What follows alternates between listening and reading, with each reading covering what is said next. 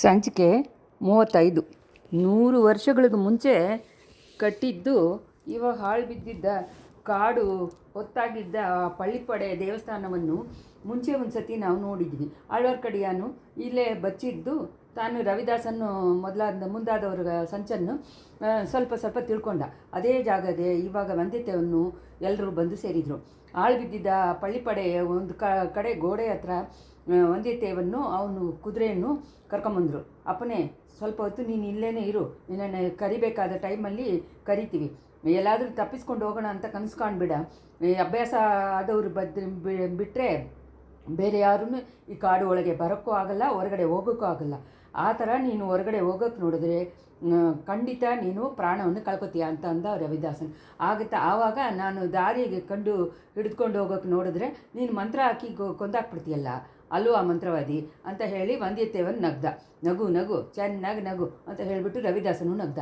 ಅಂಥ ಸಮಯ ನೋಡಿ ಎಲ್ಲಿಂದನೋ ನರಿ ಒಂದು ಕೂಗಕ್ಕೆ ಶುರು ಮಾಡಿತ್ತು.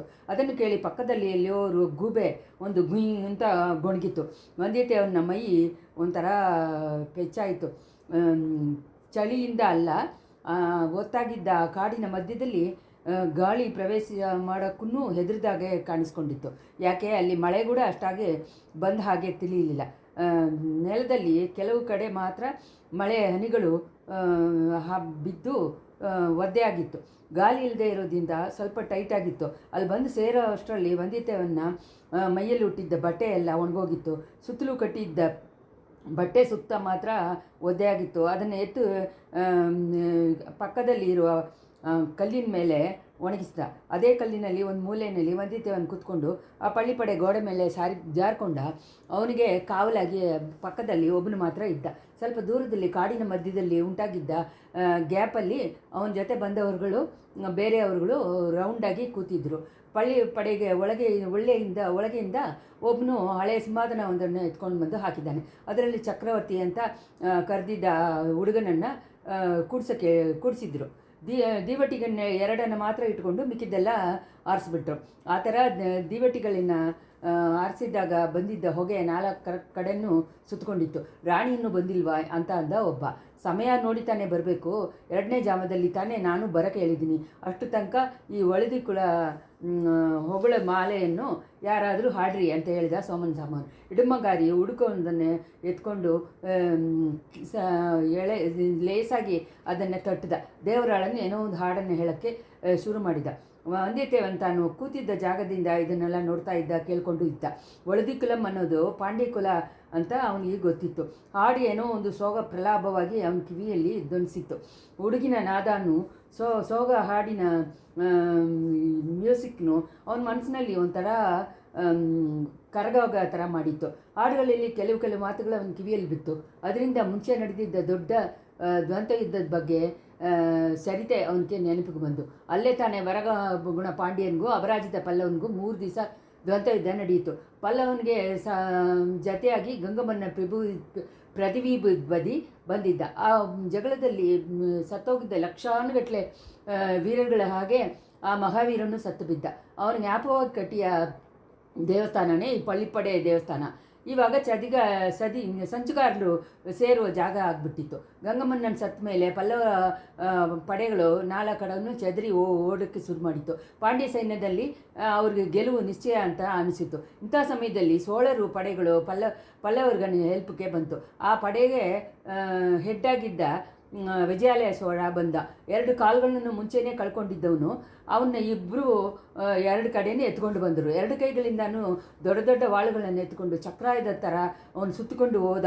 ಅವನು ಹೋದ ಕಡೆಯೆಲ್ಲ ಪಾಂಡ್ಯ ವೀರಗಳ ಸತ್ತೋಗಿದ್ದ ಮೈಗಳೇ ಬಿದ್ದಿತ್ತು. ಚದರಿ ಓಡಿದ್ದ ಪಲ್ಲವ ಸೇನಾ ವೀರர்கள் ತಿರ್ಗಾ ಬರೋಕ್ಕೆ ಶುರು ಮಾಡಿದರು. ಜಣ ಡನಾರ್ ಅಂತ ಹೇಳಿ ಎಲ್ಲ ಕಡೆಯಿಂದನೂ ಕತ್ತಿಗಳು ಶೈನಿಂಗ್ ಆಗಿ ಇರ್ತಾಯಿತ್ತು. ಎಲ್ಲ ಕಡೆಯೂ 10,000 ತಲೆಗಳು 4 ಕಡೆಯೂ ಉರುಳಿ ಹೋಯಿತು ಅಂತ 10,000 ಮೈಗಳು ಬಿದ್ದಿತ್ತು. ಈ ಅಂತ ಕುದುರೆಗಳು ಹೇಳಿಕೊಂಡೇ ಸತ್ತು ಬಿದ್ದಿತ್ತು. ಪ್ಲೀ ಅಂತ ಹೇಳಿ ಆನೆಗಳು ಸತ್ತು ಬಿದ್ದಿತ್ತು. ರಕ್ತದ ಮಡುವಿನಲ್ಲಿ ಸತ್ತಿದ್ದ ಮನುಷ್ಯರು ಮೃಗಗಳು ಮೈಗಳೆಲ್ಲ ತೇಲ್ತಾ ಇತ್ತು. 26,000 ದೊಡ್ಡ ದೊಡ್ಡ ಹದ್ದುಗಳು ಅಲ್ಲಿ ಸುತ್ತಕೊಂಡು ಆಕಾಶವನ್ನೇ ಮೂಡಿ ಮರೆಸಿಬಿಡ್ತು. 3,000 ನರಿಗಳು ಊಳೆ ಹಾಕ್ಕೊಂಡು ಬಂದು ಓಡು ಬಂದು ಆ ರಣರಂಗವನ್ನು ಸುತ್ತಕೊಂಡಿತ್ತು. ಅಯ್ಯೋ ಅಯ್ಯೋ ಅಂತ 50,000 ಧ್ವನಿಗಳು ಅಳುತ್ತಾ ಬಂದು ಸೇರಿತ್ತು. ಬಿಡಬೇಡ, ಹಿಡಿ, ಓಡಿಸು, ಕುತ್ತು, ಬೆಟ್ಟು ಅಂತ ಹೇಳಿ ಈ ಥರ 1,000 ಧ್ವನಿಗಳು ಕೇಳಿತ್ತು. 16 ಜಯ ಬೇರಿಗೆಗಳು ಹತ ಹತ ಹತ ಅಂತ ಶಬ್ದಿತ್ತು. 20,000 ಜಯ ಬೇರಿಗೆಗಳು ಬೂಮ್ ಬೂಮ್ ಅಂತ ಆಯಿತು. ಹಾ ಹಾ ಹಾ ಅಂತ ಹೇಳಿ 60,000 ದೆವ್ವಗಳು ನಗೀತು. ವನ್ಯತೇವನ ಹಂಗೆ ಶಾಕ್ ಆಗಿ ಎದ್ದ. 4 ಕಡೆ ನೋಡಿ ಹಂಗೆ ಪೆಚ್ಚಾಗಿ ನೋಡ್ದ. ಪಳ್ಳಿಪಡೆ ಗೋಡೆಯಲ್ಲಿ ಜಾರಿದ ಹಾಗೆ ಸ್ವಲ್ಪ ಹೊತ್ತು ತಾನೇ ಅವನು ನಿದ್ದೆ ಮಾಡಿಬಿಟ್ಟದ ಹಾಗೆ ತಿಳ್ಕೊಂಡ. ಆ ನಿದ್ರದಲ್ಲಿ ಕಂಡಿದ್ದ ಭಯಂಕರವಾದ ಕನಸನ್ನು ತಿರ್ಗಾ ನೆನೆಸ್ಕೊಂಡು ನೋಡ್ದ. ಕನಸನ್ನ ಅದು ಇಲ್ಲ. ಉಡುಕಿನ ಶಬ್ದದಿಂದ ದೇವರಾಳನ್ನು ಹಾಡಿಯ ಹಾಡುಗಳಲ್ಲಿ ಈ ರಣರಂಗದ ಬಗ್ಗೆ ಅವನು ಮಾಡಿದ ವರ್ಣನೆ ತಾನೇ ಹಾಗೆ ಅವನ ಮನಸ್ಸಿನಿಂದ ಮುಂಚೆ ತೋಚಿರಬೇಕು. ಅಂಥ ಸಮಯ ದೇವರಾಳ ಪಾಂಡ್ಯರ ಪಡೆಗೆ ಮುಂಚೆ ಪಲ್ಲವರು ಗಂಗರು ಸೋತು ಹೋಗಿದ್ದನ್ನು ಆಡ್ಕೊಂಡಿದ್ದ.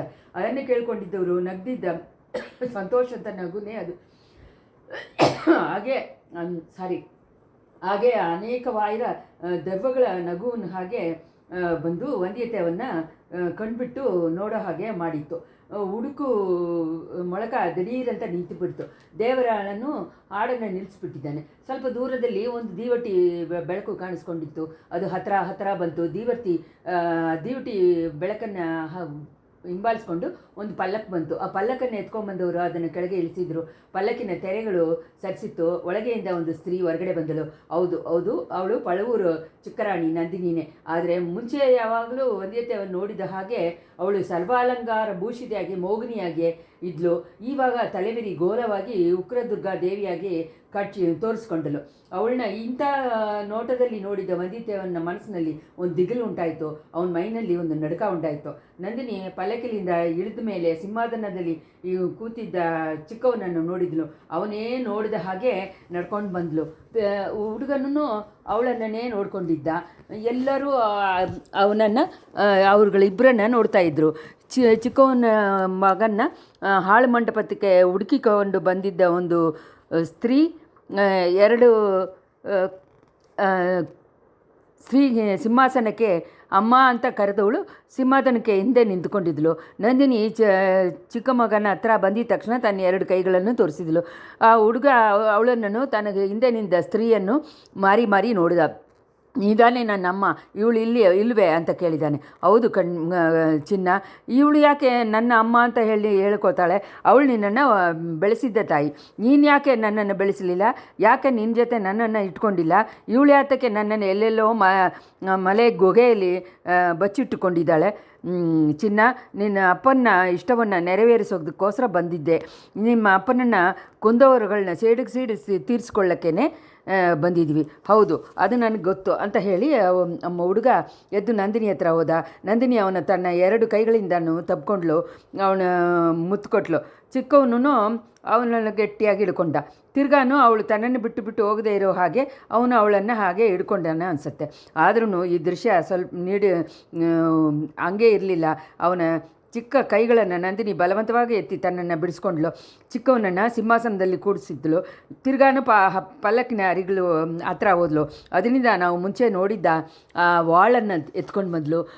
ಪಲ್ಲಕ್ಕೆ ಎತ್ಕೊಂಡು ಬಂದವ್ರುಗಳನ್ನ ನೋಡಿ ಏನೋ ಸಿಗ್ನಲ್ ಕೊಟ್ಟಳು. ಅವ್ರುಗಳು ಪಲ್ಲಕ್ಕನ್ನು ಎತ್ಕೊಂಡು ಸ್ವಲ್ಪ ದೂರದಲ್ಲಿ ಹೋಗಿ ಮರೆಯಾಗಿ ಕೂತ್ಕೊಂಡ್ರು. ನಂದಿನಿ ತಿರ್ಗಾನ ಸಿಂಹಾಸನ ಹತ್ರ ಬಂದಳು. ಕತ್ತಿಯನ್ನು ಆ ಸಿಂಹಾಸನದ ಅಡ್ಡವಾಗಿ ಇಟ್ಲು. ಹುಡುಗ ಅದನ್ನು ತುಂಬ ಆಸೆಯಿಂದ ನೋಡ್ತಾನೆ. ನಾನು ಇದನ್ನು ಕೈನಲ್ಲಿ ಎತ್ತಬೋದಾ ಅಂತ ಕೇಳಿದನು. ಸ್ವಲ್ಪ ಹೊತ್ತು ಇರು ನನ್ನ ಚಿನ್ನ ಅಂತ ಹೇಳಿದಳು ನಂದಿನಿ.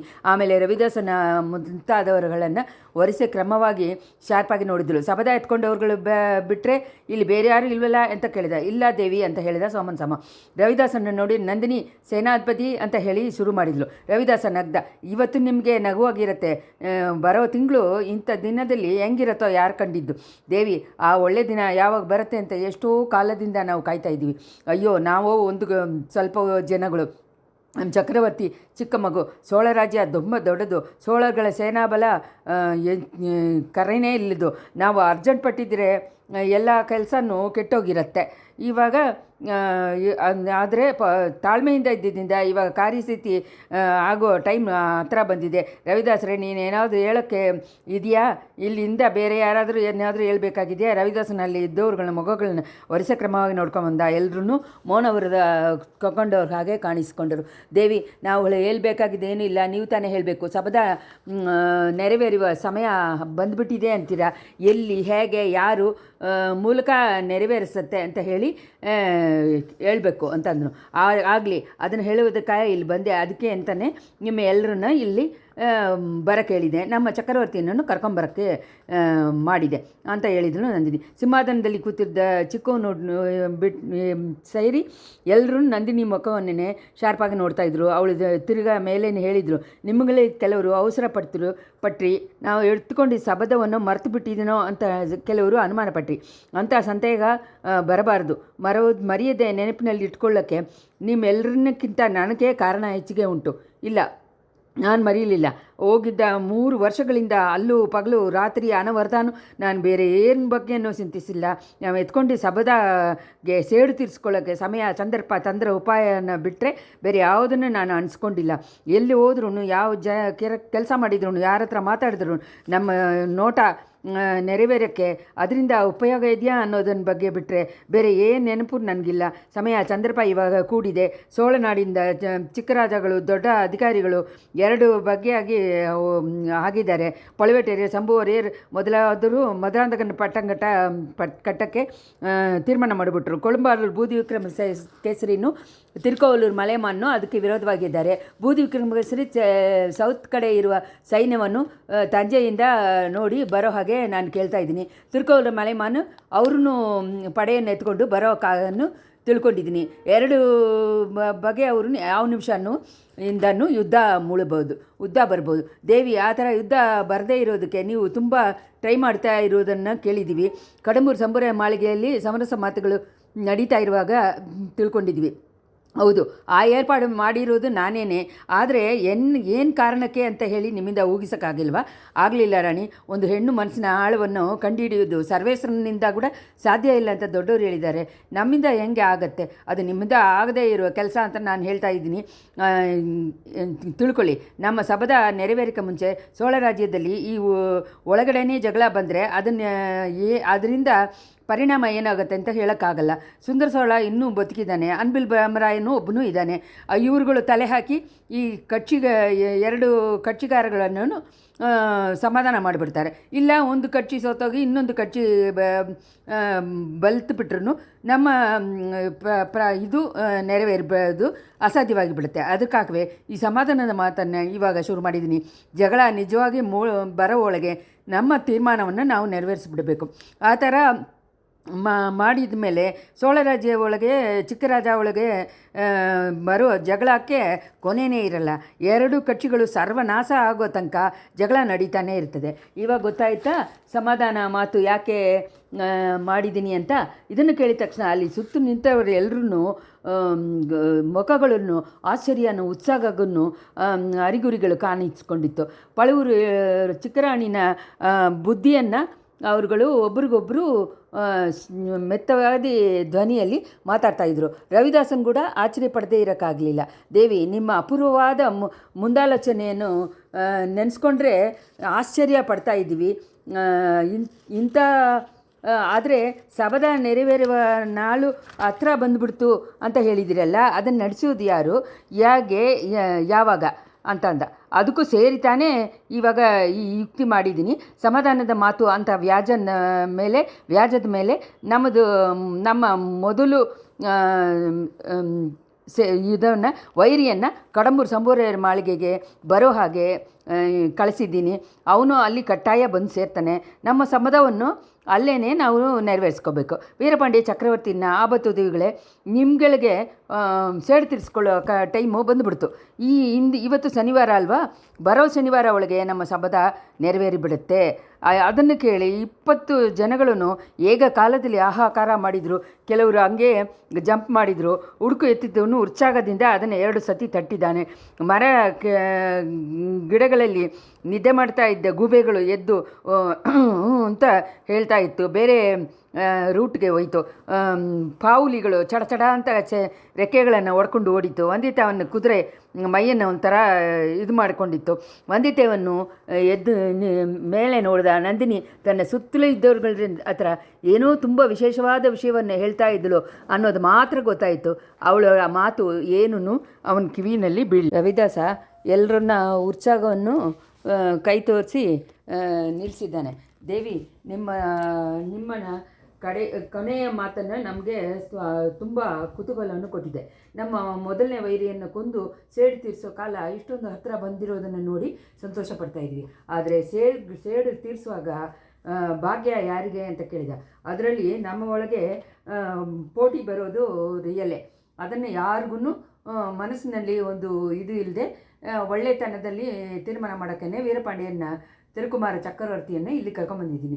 ವೀರಪಾಂಡಿಯರನ್ನ ಕತ್ತಿನೂ ಇದೆ. ಈ ಚಿಕ್ಕ ಮಗು ತಂದೆಯನ್ನು ಕತ್ತಿಯನ್ನು ಮುಟ್ಟಿ ಯಾರ ಹತ್ರ ನಮ್ಮೊಳಗೆ ಯಾರ ಹತ್ರ ಕೈಯಲ್ಲಿ ಕೊಡುತ್ತದೋ ಅವ್ರು ಸೇಡು ತೀರಿಸ್ಬೇಕು. ಇನ್ನೊಬ್ಬರು ಅಕ್ಕಪಕ್ಕದಲ್ಲಿ ಹೆಲ್ಪ್ ಮಾಡೋಕ್ಕೆ ಸಿದ್ಧವಾಗಿರಬೇಕು. ಒತ್ಕೊಂಡವರು ಮಾಡೋಕ್ಕೆ ಆಗದೇ ಇದ್ದರೆ ಬೇರೆಯವರು ಮುಂದೆ ಬಂದು ಮುಗಿಸ್ಬೇಕು. ಕಡಂಬೂರು ಮಾಳಿಗೆ ಒಳಗೆ ನಾನು ಇರ್ತೀನಿ. ಇಡಮಂಗಾರಿ ಕೋಟೆ ಕಾವಲರ್ಗಳಲ್ಲಿ ಒಬ್ಬನಾಗಿರ್ತಾನೆ. ಸೇಡು ಮುಗಿಸೋ ಜವಾಬ್ದಾರಿ ಒತ್ಕೊಂಡವರು ಮಾಳಿಗೆ ಒಳಗೆ ಪ್ರವೇಶ ಮಾಡೋದಕ್ಕೆ ನಾವು ಹೆಲ್ಪ್ ಮಾಡ್ತೀವಿ. ಈ ಏರ್ಪಾಡು ನಿಮಗೆಲ್ಲ ಸಂಬಂಧಿತಾನೆ. ಆಪತ್ತುದಿಗಳು ಒಬ್ಬರೊಬ್ಬರು ತುಂಬ ಇಂಟ್ರೆಸ್ಟಿಂದ ನೋಡಿಕೊಂಡ್ರು. ಎಲ್ರಿಗೂ ಈ ಏರ್ಪಾಡು ಸಂಬಂಧವಾಗಿ ಇತ್ತು. ಆಪತ್ತು ಉದವಿ ಅಂದರೆ ನಮಗೆ ಆಪತ್ತು ಬರುವಾಗ ಹೆಲ್ಪ್ ಮಾಡೋರು. ರವಿದಾಸನ್ ಹೇಳಿದ, ನೀವು ಹೇಳಿದ್ದು ಸರಿಯಾದ ಏರ್ಪಾಡೇನೆ. ಅದರಿಂದ ನಾವೆಲ್ಲರೂ ಸಮ್ಮತಿಗೆ ಕೊಡ್ತೀವಿ. ಆದರೆ ಇನ್ನೂ ಒಂದು ವಿಷಯ, ಸೇಡು ತೀರಿಸೋದು ಯಾರಿಗೆ ಸಿಕ್ಕತ್ತೋ ಅವ್ರು ಹೇಳಿದ ಹಾಗೇನೆ ಬೇರೆಯವರು ಖಂಡಿತವಾಗಿ ಕೇಳಬೇಕು ಅಂತ ಇಟ್ಕೋಬೇಕು. ಚಕ್ರವರ್ತಿಗೆ ಪ್ರಾಯ ಬರೋ ತನಕ ಸೇಡು ತೀರಿಸ್ಕೊಳ್ಳೋದು, ಅವರು ಸೇಡು ಮುಗಿಸೋದರೆ ಹಾಕಿದ್ದೇ ರೂಲ್ಸು ಅಂತ ಹೇಳಿ ಮಿಕ್ಕಿದವರು ನಡ್ಕೋಬೇಕು. ಇದನ್ನು ಕೇಳಿದ್ದ ನಂದಿನಿ ಮುಖದಲ್ಲಿ ನಗು ಬಂತು. ನನ್ನನ್ನು ಸೇರಿಸಿದ್ದಾನೆ ಹೇಳ್ತಾ ಇದ್ದೀರಿ? ಹೌದು ದೇವಿ, ಇದರಲ್ಲಿ ಏನೂ ಬೇರೆ ಏರ್ಪಾಡಿಲ್ಲ ಅಂತಂದ ರವಿದಾಸ. ಸಂತೋಷ. ಇವಾಗ ರವಿದಾಸ ಹೇಳಿದ್ದ ಹಾಗೆ ನಿಮ್ಗಳ ಎಲ್ರಿಗೂ ಸಮ್ಮತಿತಾನೆ ಅಂತ ನಂದಿನಿ ಬೇರೆಯವ್ರುಗಳನ್ನ ಈಗ ನೋಡಿ ಕೇಳಿದ್ಲು. ಎಲ್ಲರೂ ಒಬ್ರನ್ನೊಬ್ರು ನೋಡಿಕೊಂಡ್ರು. ಆನ್ಸರ್ ಹೇಳೋಕ್ಕೆ ಸ್ವಲ್ಪ ಯೋಚನೆ ಮಾಡಿದರು. ಕೆಲವ್ರಿಗೆ ಆ ಏರ್ಪಾಡು ಸಮ್ಮತಿ ಇಲ್ಲ ಅಂತ ಅನಿಸಿತ್ತು. ಸೋಮನ್ ಸಾಂಬವನ ಅದೇ ಹೇಗೆ ನ್ಯಾಯವಾಗುತ್ತೆ? ನಮಗೆ ಎಲ್ಲ ಹೆಲ್ಪನ್ನು ಕೊಟ್ಟು ಬರೋ ದೇವಿಯನ್ನು ಹೇಗೆ ಇದರಲ್ಲಿ ಪಾಲ್ಕೊಳ್ಳೋಕ್ಕಾಗತ್ತೆ ಅಂತ ಹೇಳಿದರು. ನನ್ನ ಬಗ್ಗೆ ಯೋಚನೆ ಮಾಡಬೇಡಿ. ನಾನು ಉಸಿರಿಂದ ಇರೋದೇ ವೀರಪಾಂಡಿ ಚಕ್ರವರ್ತಿಗೆ ಕೊಟೂರವಾಗಿ ಕೊಂದಿದ್ದಕ್ಕೆ ಸೇಡು ತೀರಿಸ್ಕೊಳ್ಳೋದಕ್ಕನ್ನೇ. ಆ ಸೇಡನ್ನು ತೀರಿಸ್ಕೊಡೋರು ಯಾರಾಗಿದ್ರು ಅವ್ರಿಗೆ ನಾನು ಯಾವತ್ತೂ ಸ್ಲೇವ್ ಆಗಿರೋಕ್ಕೆ ಸಿದ್ಧ ಅಂತ ಹೇಳಿದಳು ನಂದಿನಿ. ಆಮೇಲೆ ಈ ಮಾತುಗಳೆಲ್ಲ ಅರ್ಥ ಆಗದೆ ಕೇಳ್ಕೊಂಡಿದ್ದ ಹುಡುಗ ನಂದಿನಿ ನೋಡ್ಬಿಟ್ಟು ನಂದಿನಿ ದೇವಿ ನೋಡಿ ನಂದಿನಿ ದೇವಿ ನೋಡಿ, ನನ್ನ ಚಿನ್ನ, ಈ ವೀರವಾಳು ನಿನ್ನ ಅಪ್ಪನದು.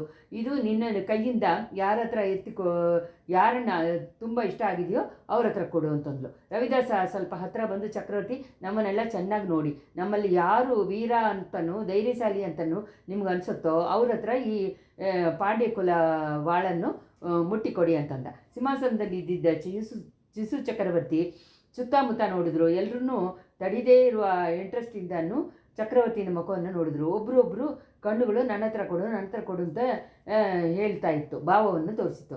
ರವಿದಾಸನ ಕಣ್ಣುಗಳು ಮಾತ್ರ ನನ್ನ ಹತ್ರ ಕೊಡು ಅಂತ ಹೇಳಿ ಅತಿಗಾರವಾಗಿ ಭಯ ಪಡುವ ಹಾಗೆ ಆಜ್ಞೆ ಮಾಡಿತ್ತು. ಚಿಕ್ಕವನು ಅಲ್ಲಿ ಇಲ್ಲಿ 3 ಸತಿ ಎಲ್ಲರನ್ನ ತಿರ್ಗಾ ನೋಡಿದ ಮೇಲೆ ಕತ್ತಿನ ಕೈಯಲ್ಲಿ ಎತ್ತಿದ. ಅದನ್ನು ಎತ್ತಕ್ಕಾಗದೆ ಎತ್ತಿದ್ದಾನೆ. ಎಲ್ಲರೂ ತುಂಬ ಇಂಟ್ರೆಸ್ಟಾಗಿ ನೋಡ್ತಾ ಇದ್ರು. ಆ ಹುಡುಗ ಟಕ್ಕಂತ ನಂದಿನಿ ಕಡೆ ತಿರುಗಿದ. ಅಮ್ಮ, ನಿನ್ನನ್ನೇ ನನಗೆ ತುಂಬ ಇಷ್ಟ ಆಯಿತು. ಆದ್ದರಿಂದ ನಾನು ದೊಡ್ಡನಾಗೋ ತನಕ ನೀನೇನೆ ರಾಜ್ಯವನ್ನು ಆಳಬೇಕು ಅಂತ ಹೇಳಿಕೊಂಡು ಆ ವಾಳನ್ನು ಅವಳ ಹತ್ರ ಕೊಟ್ಟ. ಇಷ್ಟರಲ್ಲಿ 35ನೇ ಸಂಚಿಕೆ ಮುಗೀತು. ಇವಾಗ 36ನೇ ಸಂಚಿಕೆ. ಚಕ್ರವರ್ತಿ ಅಂತ ಕರೀಲಾದವನು ಆ ಚಿಕ್ಕವನು ಕೊಟ್ಟಿದ್ದ ವಾಳನ್ನು ನಂದಿನಿ ಇಸ್ಕೊಂಡ್ಳು. ಅದನ್ನು ಎದೆಯಿಂದ ಹಂಗೆ ತಪ್ಕೊಂಡ್ಳು. ಆಮೇಲೆ ಆ ಹುಡುಗನನ್ನು ಎತ್ತಿ ಅವನನ್ನು ಸೇರಿಸಿ ಎದೆಯಲ್ಲಿ ಹಂಗೆ ತಪ್ಕೊಂಡ್ಳು. ಅವಳ ಕಣ್ಣುಗಳಿಂದ ತಾರೆಯಾಗಿ ಕಣ್ಣೀರು ಬಂತು. ಎಲ್ಲರೂ ಸುತ್ತಲೂ ಈ ದೃಶ್ಯವನ್ನು ನೋಡಿ ಹಂಗೆ ನಿಂತುಬಿಟ್ರು. ರವಿದಾಸ ಮೊದಲು ಎಲ್ಲ ಸುಧಾರಿಸ್ಕೊಂಡು, ದೇವಿ, ಚಕ್ರವರ್ತಿ ನಮ್ಮ ಕೋರಿಕೆಯನ್ನು ಸರಿಯಾಗಿ ಅರ್ಥ ಮಾಡಿಕೊಳ್ಳದೆ ನಿಮ್ಮ ಹತ್ರ ವಾಳನ್ನು ಕೊಟ್ಟು ಬಿಟ್ಟರು. ತಿರ್ಗಾನು ಅವನ ಹತ್ರ ವಿವರವಾಗಿ ಹೇಳಿ ನಂದಿನಿ ಅದನ್ನು ತಡಿಸಿ ನಿಲ್ಲಿಸಿದಳು. ಹಂಗೆ ಕರಗಿದ ಧ್ವನಿಯಲ್ಲಿ ಹೇಳಿದ್ಲು, ಇಲ್ಲ ಅಯ್ಯ, ಇಲ್ಲ, ಈ ಚಕ್ರವರ್ತಿ ಚೆನ್ನಾಗಿ ಅರ್ಥ ಮಾಡಿಕೊಂಡೆ ವಾಳನ ನನ್ನ ಹತ್ರ ಕೊಟ್ಟಿದ್ದಾರೆ. ನನ್ನ ಕಣ್ಣೀರನ್ನು ನೋಡಿ ನೀವು ಯಾರನ್ನೂ ಕಲಗಬೇಡ. ಈ ವೀರಪಾಂಡಿ ಚಕ್ರವರ್ತಿನ ಪಡುಗೊಲೆಗೆ ಸೇಡು ತೀರಿಸಿಕೊಳ್ಳೋ ಭಾಗ್ಯ ನನಗೆ ಸಿಕ್ಕಿದ್ದ ಬಗ್ಗೆ ನನಗೆ ತುಂಬ ಸಂತೋಷ ಆಗುತ್ತೆ. ಅದರಿಂದಾನೇ ಕಣ್ಣೀರು ಬಿಡ್ತಾ ಇದ್ದೀನಿ ಅಂತಂದು ದೇವಿ ಯೋಚಿಸಿ ನೋಡಿ. ನಾವು ಇಷ್ಟು ಜನ ಆಬತ್ತುತಿವಿಗಳು ಸಿರಿಂದ ಇರುವಾಗ ಅಂಥ ಸಾಮಾನು ಶುರು ಮಾಡಿದ್ದನ್ನು ನಂದಿನಿ ತಡಿಸಿ ನಿಲ್ಲಿಸಿದ್ಲು. ಯೋಚನೆ ಮಾಡಬೇಕಾಗಿದ್ದೇ ಇಲ್ಲ. ಆ ಜವಾಬ್ದಾರಿ ನನ್ನದೇನೆ. ನಿಮಗೂ ಕೆಲಸ ಇಲ್ಲದೆ ಹೋಗಿಲ್ಲ. ನಿಮ್ಮಲ್ಲಿ ಅರ್ಧ ಜನ ಚಕ್ರವರ್ತಿಯನ್ನು ಭದ್ರವಾಗಿ ಪಂಚಪಾಂಡವ ಮಲೆಗೆ ತಗೊಂಡೋಗಿ ಸೇರಿಸಿ, ಮಿಕ್ಕಿದವರು ಕಡಂಬೂರಿಗೆ ಬನ್ನಿ. ಸಂಬೋರೆಯ ಮಾಳಿಗೆ ಒಳಗೆ ಕಾಗೋರು ಬನ್ನಿ. ಮಿಕ್ಕಿದವರು ಹೊರಗಡೆ ಸಿದ್ಧವಾಗಿ ಕಾಯ್ತಾಯಿರಿ. ಬೇಗವಾಗಿ ಹೋಗ ಕುದುರೆಗಳ ಜೊತೆ ಕಾಯ್ತಾಯಿರಿ. ಕಾರ್ಯ ಜಯ ಕಳಿಸಿದ ಮೇಲೆ ಆದಷ್ಟು ಎಲ್ಲರೂ ಉಸಿರಿಂದ ತಪ್ಪಿಸ್ಕೊಂಡು ಹೋಗ್ಬೇಕು ಅಲ್ವಾ ಅಂತಂದ್ಲು ನಂದಿನಿ. ರವಿದಾಸನ ಮುಂದೆ ಬಂದು ಅಮ್ಮಣಿ ಒಂದು ವಿಷಯ ಹೇಳಕ್ಕೆ ಮರೆತುಬಿಟ್ಟಿದ್ದೀನಿ, ಅದು ಹೇಳೋಕ್ಕೆ ಅನುಮತಿ ಕೊಡಬೇಕು ಅಂತಂದ. ಹೇಳಿ ಅಯ್ಯ, ಬೇಗ ಹೇಳಿ. ಪಳಿವಟೆರೆಯರು ಕೊಳ್ಳಿಡ ಕರೆಯಲ್ಲಿ ನಡೆಯುವ ಕಾಳಮುಗರ್ಗ ಮಹಾಸಂಗತಕ್ಕೆ ಹೋಗಿದ್ದಾರೆ. ಅವರು ಹಿಂತಿರುಗಿ ಬರೋ ಒಳಗೆ ನಾ ಅರಮನೆಗೆ ಹೋಗಿ ಸೇರಬೇಕು ಅಂತಂದ್ಲು ನಂದಿನಿ. ನಮ್ಮ ಮೊದಲನೇ ವೈರಿ ಆದಿತ್ಯ ಕರಿಗಾಲನ ಕಡಂಬೂರು ಸಂಬೋರೆಯ ಮಾಳಿಗೆಗೆ ಬಂದು ಸೇರ್ತಾನೆ ಅಂತ ಹೇಳಿದ್ದೀರಲ್ವಾ, ಅದು ಅಷ್ಟೊಂದು ನಿಶ್ಚಯ ಇಲ್ಲ ಅಂತಂದ ರವಿದಾಸ. ಯಾವ ಕಾರಣದಿಂದ ಆ ಥರ ಹೇಳ್ತಾ ಇದ್ದೀರಾ ಅಂತ ಕೇಳಿದ್ಲು ನಂದಿನಿ. ಎಲ್ಲ ಒಳ್ಳೆ ಕಾರಣದಿಂದನೇ ಕೊಂಡೇ ಹೇಳ್ತಾ ಇದ್ದೀನಿ. ಕಡಂಬೂರು ಮಾಳಿಗೆಗೆ ಯಾವ ಕಾರಣದಿಂದನೂ ಬರಬೇಡ ಅಂತ ಹೇಳಿ ಆದಿತ್ಯ ಕರಿಗಾಲನಿಗೆ ಪತ್ರ ಹೋಗಿದೆ. ಪಳೆಯಾಡ ಎಲೆಪ್ರಾಟಿನೂ ಮುಖ್ಯಮಂತ್ರಿ ಅನಿರುದ್ಧರನ್ನು ಈ ಥರ ಹೇಳಿ ಕಳಿಸ್ಬಿಟ್ಟಿದ್ದಾರೆ. ಆ ವಿವರ ನನಗೆ ಗೊತ್ತಿಲ್ಲ ಅಂತ ನಾನು ಅಂದ್ಕೊಂಡಿದ್ದೀರಾ? ಗೊತ್ತಿದ್ದೂ ಅವನು ಕಡಂಬೂರಿಗೆ ಬರ್ತಾನೆ ಅಂತ ಎದುರು ನೋಡ್ತಾ ಇದ್ದೀರಾ? ಹೌದು, ಅವಶ್ಯ ಎದುರು ನೋಡ್ತಾ ಇದ್ದೀನಿ. ಆದಿತ್ಯ ಕರಿಗಾಲರನ್ನ ಏನು ಅಂತ ಆ ಪಳೆಯಾರೆ ಹೆಣ್ಣು ಹಾವಿಗೆ ಗೊತ್ತಿಲ್ಲ. ಅನ್ಬಿಲ್ ಬ್ರಹ್ಮರಾಕ್ಷಸನಿಗೂ ಗೊತ್ತಿಲ್ಲ. ಮಾಯ ಮಂತ್ರ ವಿದ್ಯೆಗಳಲ್ಲಿ ಇದ್ದಿದ್ದ ನಿಮಗೂ ಕೂಡ ಗೊತ್ತಿಲ್ಲ. ಯಾವ ಕಾರ್ಯವನ್ನು ಆದರೂ ಮಾಡಬೇಡ ಅಂತ ಯಾರಾದರೂ ತಡೆದ್ರೆ ಅದನ್ನೇ ಆದಿತ್ಯ ಕರಿಗಾಲ ಕಡ್ಡಾಯವಾಗಿ ಮಾಡ್ತಾನೆ. ಅದು ನನಗೆ ಗೊತ್ತು, ನಿಶ್ಚಯವಾಗಿ ಗೊತ್ತು. ಆದಿತ್ಯ ಕರಿಗಾಲ ಅರುಳ್ಮೊಳಿವರ್ಮ ಹಾಗೆ ಎತ್ತಿದ್ದವರು ಕೈ ಮಗು ಅಲ್ಲ. ಮಧುರಾಂತಕನ ಹಾಗೆ ಹೇಡಿನೂ ಅಲ್ಲ. ಕಡಂಬೂರಿಗೆ ಬರಬೇಡ ಅಂತ ಹೇಳಿ ಅವನ ತಂಗಿ ಹೇಳಿದ್ಲು. ಮುಖ್ಯಮಂತ್ರಿಯನ್ನು ಸುದ್ದಿ ಕಳಿಸಿದ್ದರೇ ಕಡ್ಡಾಯ ಆದಿತ್ಯ ಕರಿಗಾಲ ಕಡಂಬೂರಿಗೆ ಬಂದು ಸೇರ್ತಾನೆ ಅಂತ ಅಂದಳು ನಂದಿನಿ. ದೇವಿ, ಅದನ್ನು ನೀವು ಪೂರ್ಣವಾಗಿ ನಂಬಿರೋದು ಬೇಡ. ಅವರು ಕಳಿಸಿದ ಸುದ್ದಿ ಕಾಂಚಿಗೆ ಹೋಗಿ ಸೇರಲ್ಲ ಅಂತಂದ ರವಿದಾಸ. ಏನು ಹೇಳ್ತಾ ಇದ್ದೀರಾ, ಸ್ವಲ್ಪ ವಿವರವಾಗಿ ಹೇಳಿ ಅಂತಂದ್ರು ನಂದಿನಿ. ಅವಳು ಧ್ವನಿಯಲ್ಲಿ ಇವಾಗ ತುಂಬ ಇಂಟ್ರೆಸ್ಟ್ ಆಯಿತು. ದೇವಿ, ಆದಿತ್ಯ ಕರಿಗಾಲನಿಗೆ ಸುದ್ದಿ ಯಾರ ಮೂಲಕ ಕಳಿಸಿರ್ತಾರೆ ಅಂತ ನಿಮ್ಗೆ ಗೊತ್ತಾ ಅಂತ ರವಿದಾಸನ್ ಕೇಳಿದ. ನಿಶ್ಚಯವಾಗಿ ಗೊತ್ತಿಲ್ಲ, ಆದರೆ ಊಗೆ ಮಾಡೋಕ್ಕಾಗುತ್ತೆ. ಒಳ್ಳೆಯದು, ಊಗೆ ಮಾಡಬೇಕಾಗದ ಅವಶ್ಯಕತೆ ಇಲ್ಲ. ಅವನನ್ನು ನಾವು ಹಿಡಿದಿಕ್ಕೆ ಇಟ್ಕೊಂಡೇ ಕರ್ಕೊಂಬಂದಿದ್ವಿ. ಚಕ್ರವರ್ತಿ ಮಳೆಗೆ ಅಂತ ಕೂತಿದ್ದ ಮಂಟಪದಲ್ಲಿ ಅವನು ಇದ್ದ. ನಮ್ಮ ರಹಸ್ಯಗಳೆಲ್ಲ ಅವನಿಗೆ ಗೊತ್ತು. ಅವನ ಮೇಲೆ ಉಸಿರಿಂದ ಹೋಗೋಕ್ಕೆ ಬಿಡೋದು ನಮಗೆ ನಾವೇ ಸರ್ವನಾಶವನ್ನು ಹುಡುಕೊಳ್ಳೋ ಹಾಗೇನೆ. ಇಡಮಗಾರಿ ಎಲ್ಲಿ ಆ ಗೂಢಚಾರಿಯಲ್ಲಿ ಕರ್ಕೊಂಬ ಅಂತ ಹೇಳಿದ ರವಿದಾಸ. ಇಡಮಗಾರಿ ಪಳ್ಳಿಪಡೆ ದೇವಸ್ಥಾನ ಹೋಗಿ ನೋಡ್ದ. ಅವನ ಜೊತೆ ಇನ್ನೂ ಇಬ್ಬರು ಹೋದರು. ನಂದಿನಿ ಆ ದೆಸೆಯನ್ನು ಶಾರ್ಪಾಗಿ ನೋಡೋಕ್ಕೆ ಶುರು ಮಾಡಿದ್ಲು. ಇಷ್ಟೊತ್ತೂ ಚಿಡಚಿಡ ಅಂತ ಇದ್ದಿದ್ದ ಅವಳ ಮುಖದಲ್ಲಿ ಇವಾಗ ತಿರ್ಗಾನು ಒಂದು ಮೋಹನವಾಗ ನಗು ಬಂದು ಸೇರಿತ್ತು. ಇಡಮಗಾರಿನೂ ಇನ್ನೂ ಇಬ್ಬರು ಜನನು ವಂದಿತೇವನ ಹತ್ರ ಹೋದರು. ಸೋತೋಗಿ ಅವನು ಅರ್ಧ ನಿದ್ದೆಯಲ್ಲಿ ಕೂತಿದ್ದ ಆ ಯುವಕನ ಮೇಲೆ ದಿಢೀರಂತ ಹಾರಿದ್ರು. ವಂದಿತೇವನ ಅವ್ರ ಜೊತೆ ಮಲ್ಯುದ್ಧ ಮಾಡೋಣ ಅಂತ ಒಂದು ಚೆನ್ನಾಗಿ ಉದ್ದೇಶಿಸಿದ. ಆಮೇಲೆ ಆ ಯೋಚನೆಯನ್ನು ಬದಲಾಯಿಸ್ಕೊಂಡ. ಏನೇ ತಾನೇ ಮಾಡ್ತಾರೆ ನೋಡೋಣ ಅಂತ ಹೇಳಿ ಸುಮ್ಮನೆ ಇದ್ದ. ಒಂದು ದೊಡ್ಡ ದಾರದಿಂದ ಅವನ ಕೈಗಳನ್ನು ಸೇರಿಸಿ ಮೈಯಿಂದ ಕಟ್ಟಿದ್ರು. ಆಮೇಲೆ ಅವನ ಎರಡು ಹೆಗಲ್ಗಳನ್ನು ಹಿಡ್ಕೊಂಡು ಕರ್ಕೊಂಡೋಗಿ ನಂದಿನಿ ಮುಂಚೆ ನಿಲ್ಲಿಸಿದ್ರು. ನಂದಿನಿಯನ್ನು ನೋಡಿ ನಗೆ ಮಾಡ್ದ. ನಂದಿನಿ ಮುಖದಲ್ಲಿ ಯಾವ ಚೇಂಜನ್ನು ಇವಾಗ ಇದು ಗೊತ್ತಾಗಲಿಲ್ಲ. ಶಾಂತ ಕುಡಿಕೊಂಡಿತ್ತು. ಅಯ್ಯ, ತಿರ್ಗಾನು ಅಂತ ಶುರು ಮಾಡಿದ್ರು. ಹೌದು ದೇವಿ, ತಿರ್ಗಾನು ಬಂದ್ಬಿಟ್ಟೆ, ಆದರೆ ನಾನಾಗಿ ಬರಲಿಲ್ಲ ಅಂತ ಹೇಳಿಬಿಟ್ಟು ಸುತ್ತಲ ಇರೋರನ್ನು ನೋಡ್ದ. ನಂದಿನಿ ಹತ್ರ ಇದ್ದಿದ್ದ ಹುಡುಗ, ಅಮ್ಮ ಇವನು ತಾನೇ ನನ್ನನ್ನು ಕತ್ಲೆನಲ್ಲಿ ಪಿಶಾಚಿ ನುಂಗದೆ ಕಾಪಾಡಿದವನು, ಇವನ್ನ ಯಾಕೆ ಕಟ್ಟಿ ಹಾಕಿದೆ ಅಂತ ಕೇಳಿದ್ಲು. ಒಂದಿತ್ತೆ ಒಂದು ಚಿಕ್ಕ ಮಗನ ನೋಡಿ, ಮಗು ಸುಮ್ಮನೆ ಇರು, ದೊಡ್ಡವ್ರು ಮಾತಾಡ್ಕೊಂಡು ಇರುವಾಗ ಅಡ್ಡ ಮಾತಾಡಬಾರ್ದು, ಮಾತಾಡಿದ್ರೆ ನಿನ್ನನ್ನು ಹುಲಿ ನುಂಗಾಕ್ಬಿಡುತ್ತೆ ಅಂತಂದ. ಹುಲಿಯನ್ನು ನಾನು ನುಂಗ್ಬಿಡ್ತೀನಿ ಅಂತ ಹೇಳ್ದ ಮಗ. ಆದರೆ ಮೀನಿಂದ ಹುಲಿಯನ್ನು ನುಗ್ಗೋಕ್ಕಾಗತ್ತಾ ಅಂತ ವಂದಿತೇವನು ಕೇಳಿದ. ಅವನ ಸುತ್ತಲೇ ಇರೋರು ಗಂಟೆಗಳಿಂದ ಒಂದು ದೊಡ್ಡ ಗರ್ಜನೆ ಉಂಟಾಯಿತು. ಅದು ವಂದಿತೇವನ್ನ ಕೂಡ ಒಂದು ಸತಿ ಜುಮ್ ಅನಿಸಿತ್ತು. ರವಿದಾಸನ ಜೋರಾದ ಧ್ವನಿಯಲ್ಲಿ, ದೇವಿ ಕೇಳಿದರೆ ಇವನ್ನ ಇನ್ನೀ ಉಸಿರಿಂದ ತಪ್ಪಕ್ಕೆ ಹೋಗೋಕ್ಕೆ ಬಿಡಬಾರ್ದು. ಮುಂಚೆ 2 ಸತಿ ನೀವು ಇಷ್ಟದಿಂದ ಇವನ್ನ ಉಸಿರಿಂದ ಹೋಗೋಕ್ಕೆ ಬಿಟ್ಬಿಟ್ಟಿದ್ವಿ, ಇನ್ಮೇಲೆ ಆಗಲ್ಲ, ಇವನ್ನ ಬಿಡೋಕ್ಕಾಗಲ್ಲ ಅಂತಂದ್ಲು. ವಂದಿತೇವನ್ ಮಂತ್ರವಾದಿ, ಇದೇನು ಈ ಥರ ದೊಡ್ಡ ಸುಳ್ಳಾಗಿ ಹೇಳ್ತಾ ಇದೆಯಾ? ನೀನು ನನ್ನನ್ನು ಉಸಿರಿಂದ ಬಿಟ್ಟೆ, ನಾನಲ್ವಾ ನೀನು ತಪ್ಪಿ ಹೋಗೋಕ್ಕೆ ಬಿಟ್ಟೆ. ದೇವಿ ಈ ಮಂತ್ರವಾದಿನ ಸ್ವಲ್ಪ ಗಮನಿಸಿ ನೋಡಿ, ಇವನು ನಿಜವಾಗ್ಲೂ ರವಿದಾಸನೇನಾ ಅಲ್ಲ ರವಿದಾಸನ ಪಿಚಾಚ ಅಂತ ಕೇಳಿದ. ರವಿದಾಸನ ಭಯಂಕರವಾಗಿ ನಗ್ದ. ಹೌದು, ನಾನು ಪಿಚಾಚಿನೇ, ನಿನ್ನ ರಕ್ತವನ್ನೇ ಇವತ್ತು ಕುಡಿತೀನಿ ಅಂತಂದ. ತಿರ್ಗಾ ಅಲ್ಲಿದ್ದವರು ಗಂಟ್ಲಿಂದ ದೊಡ್ಡ ಗರ್ಜನೆ ಬಂತು. ಇಷ್ಟರಲ್ಲಿ ಹುಡುಗ, ಅಮ್ಮ ಇವನ ಹತ್ರ ಒಂದು ಒಳ್ಳೆ ಕುದುರೆ ಇದೆ, ಅದನ್ನು ನನಗೂ ಕೊಡ್ಸೋಕೆ ಹೇಳಿ ಅಂತಂದ. ಮಗು, ನೀನು ನನ್ನ ಜೊತೆ ಬಂದ್ಬಿಡು, ನೀನನ್ನು ನನ್ನ ಕುದುರೆ ಮೇಲೆ ಏರಿ ಹತ್ತಿಸ್ಕೊಂಡು ಹೋಗ್ತೀನಿ ಅಂತಂದ ವಂದಿತೆ. ರವಿದಾಸನ ವಂದಿತೆಯನ್ನು ಘೋರವಾಗಿ ನೋಡಿ, ಅಡೇ ಬಾಯಿ ಮುಚ್ಕೊಂಡಿರೋ ಅಂತ ಹೇಳಿಬಿಟ್ಟು ನಂದಿನಿಯ ನೋಡಿ, ದೇವಿ ಬೇಗ ಆಜ್ಞೆ ಮಾಡಿ ಅಂತಂದ. ನಂದಿನಿ ನಿಧಾನವಾಗಿ ಇವರು ಹೇಗೆ ಹಿಂಗೆ ಬಂದರು, ಯಾವಾಗ ಬಂದರು ಅಂತ ಕೇಳಿದ್ಲು. ಚಕ್ರವರ್ತಿ ಮಳೆಗೆ ಅಂತ ಒದಗಿದ ಮಂಟಪದಲ್ಲಿ ಅವರನ್ನು ಈ ಗೂಢಚಾರಿ ಎತ್ಕೊಂಡು ಹೋಗೋಕ್ಕೆ ನೋಡ್ದ. ನಾನು ಬಂದು ಒಳ್ಳೆ ಸಮಯದಲ್ಲಿ ನಾವು ತಡಿಸಿ ಹಿಡ್ಕೊಂಡಿವಿ, ಒಂದು ಕ್ಷಣ ತಾಮಸ ಮಾಡಿದರೆ ವಿಪರೀತವಾಗಿರುತ್ತೆ ಅಂತ ಅಂದ ರವಿದಾಸ. ಅಯ್ಯ, ಇವ್ರುಗಳು ಹೇಳೋದು ನಿಜಾನ ಅಂತ ನಂದಿನಿ ಕೇಳಿದರು. ನಿಮ್ಮನ್ನು ಸೇರಿದವರು ನಿಜವನ್ನು ಹೇಳೋಕ್ಕೆ ಆಗತ್ತಾ ಅಂತ ನಿಮಗೆ ತಾನೇ ಗೊತ್ತು ಅಂತ ಹೇಳಿದ್ಲು. ನನಗೆ ಹೇಗೆ ಗೊತ್ತು ದೇವಿ ಅಂತಂದ ವಂದಿತೆ. ನಂದಿನಿ ಮೊಗದಲ್ಲಿ ತೋರಿಸ್ಕೊಂಡಿದ್ದ ನಗು ಮಿಂಚು ಹಾಗೆ ಹೋಯ್ತು. ಅವಳು ರವಿದಾಸನನ್ನು ನೋಡಿ, ಅಯ್ಯ ನೀವು ಎಲ್ಲರೂ ಸ್ವಲ್ಪ ದೂರ ಹೋಗಿರಿ, ನಾನು ಇವರ ಹತ್ರ ಕೆಲವು ವಿಷಯಗಳನ್ನು ಒಂಟಿಯಾಗಿ ಕೇಳಿ ತಿಳ್ಕೊಬೇಕು ಅಂತಂದ್ಲು. ದೇವಿ ತುಂಬ ಹೊತ್ತಾಗ್ತಾ ಇದೆ, ಅಪಾಯ ಬರ್ತಾ ಇದೆ ಈ ಸಮಯದಲ್ಲಿ ಅಂತ ರವಿದಾಸನ ಹೇಳೋ ಒಳಗೆ ನಂದಿನಿ ಜೋರಾದ ಧ್ವನಿಯಲ್ಲಿ, ಸ್ವಲ್ಪ ಮುಂಚೆ ನಾವು ಮಾಡ್ಕೊಂಡಿದ್ದ ಇದನ್ನು ನೀವು ನೆನಪು ಮಾಡ್ಕೊಳ್ಳಿ, ಬೇರೆ ಮಾತಾಡದೆ ಹೇಳದೆ ಕೇಳದೆ ಇಲ್ಲಿಂದ ಹೋಗ್ಬಿಡಿ, ಚಕ್ರವರ್ತಿನೂ ಆ ಕಡೆ ಕರ್ಕೊಂಡು ಹೋಗಿ ಅಂತ ಹೇಳಿಬಿಟ್ಟು ಮಗನ ಕಿವಿಯಲ್ಲಿ, ಕುಮಾರ ಸ್ವಲ್ಪ ಅವ್ರಗಳ ಜೊತೆ ಜರ್ಕೊಂಡು ಹೋಗು, ನಿನಗೆ ಇವ್ರ ಹತ್ರ ಇಂದ ಕುದುರೆಯನ್ನು ಇಸ್ಕೊಂಡು ಕೊಡ್ತೀನಿ ಅಂತಂದ್ಲು. ರವಿದಾಸ ಮುಂತಾದವರು ಬೇರೆ ಏನು ಮಾತು ಮಾತಾಡದೆ ಆ ಹುಡುಗನನ್ನು ಕರ್ಕೊಂಡು ಆ ಕಡೆ ಹೋದರು.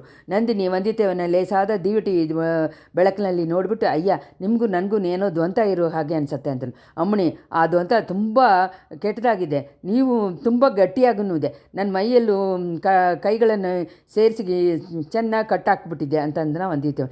ನಿಮ್ಮ ಹುಡುಗಾಟದ ಮಾತವನ್ನು ಸ್ವಲ್ಪ ನಿಲ್ಲಿಸ್ಬಿಡಿ. ಬೇಕು ಅಂತ ನೀವು ಇಲ್ಲಿ ಬಂದಿರಾ, ಇಲ್ಲ ಸುಮ್ಮನೆ ಬಂದ್ರ? ಬೇಕು ಅಂತ ನಾನು ಬರಲಿಲ್ಲ, ಸುಮ್ಮನೇನೂ ಬಂದಿಲ್ಲ.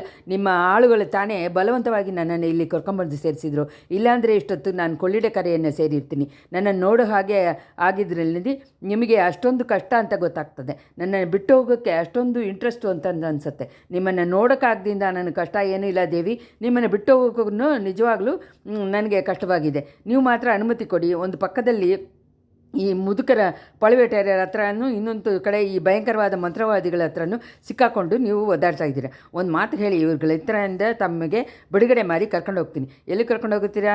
ಲಂಕೆ ತೀವಿನ ಕಾಡುಗಳಲ್ಲಿ ಅನಾಥಾಗೆ ಅಲಿತಾ ಇರುವ ನಿಮ್ಮ ತಾಯಿ ಹತ್ರ ಕರ್ಕೊಂಡು ಹೋಗಿ ಬಿಡ್ತೀನಿ ಅಂತ ಅಂದ ವಂದಿತೇವೆ.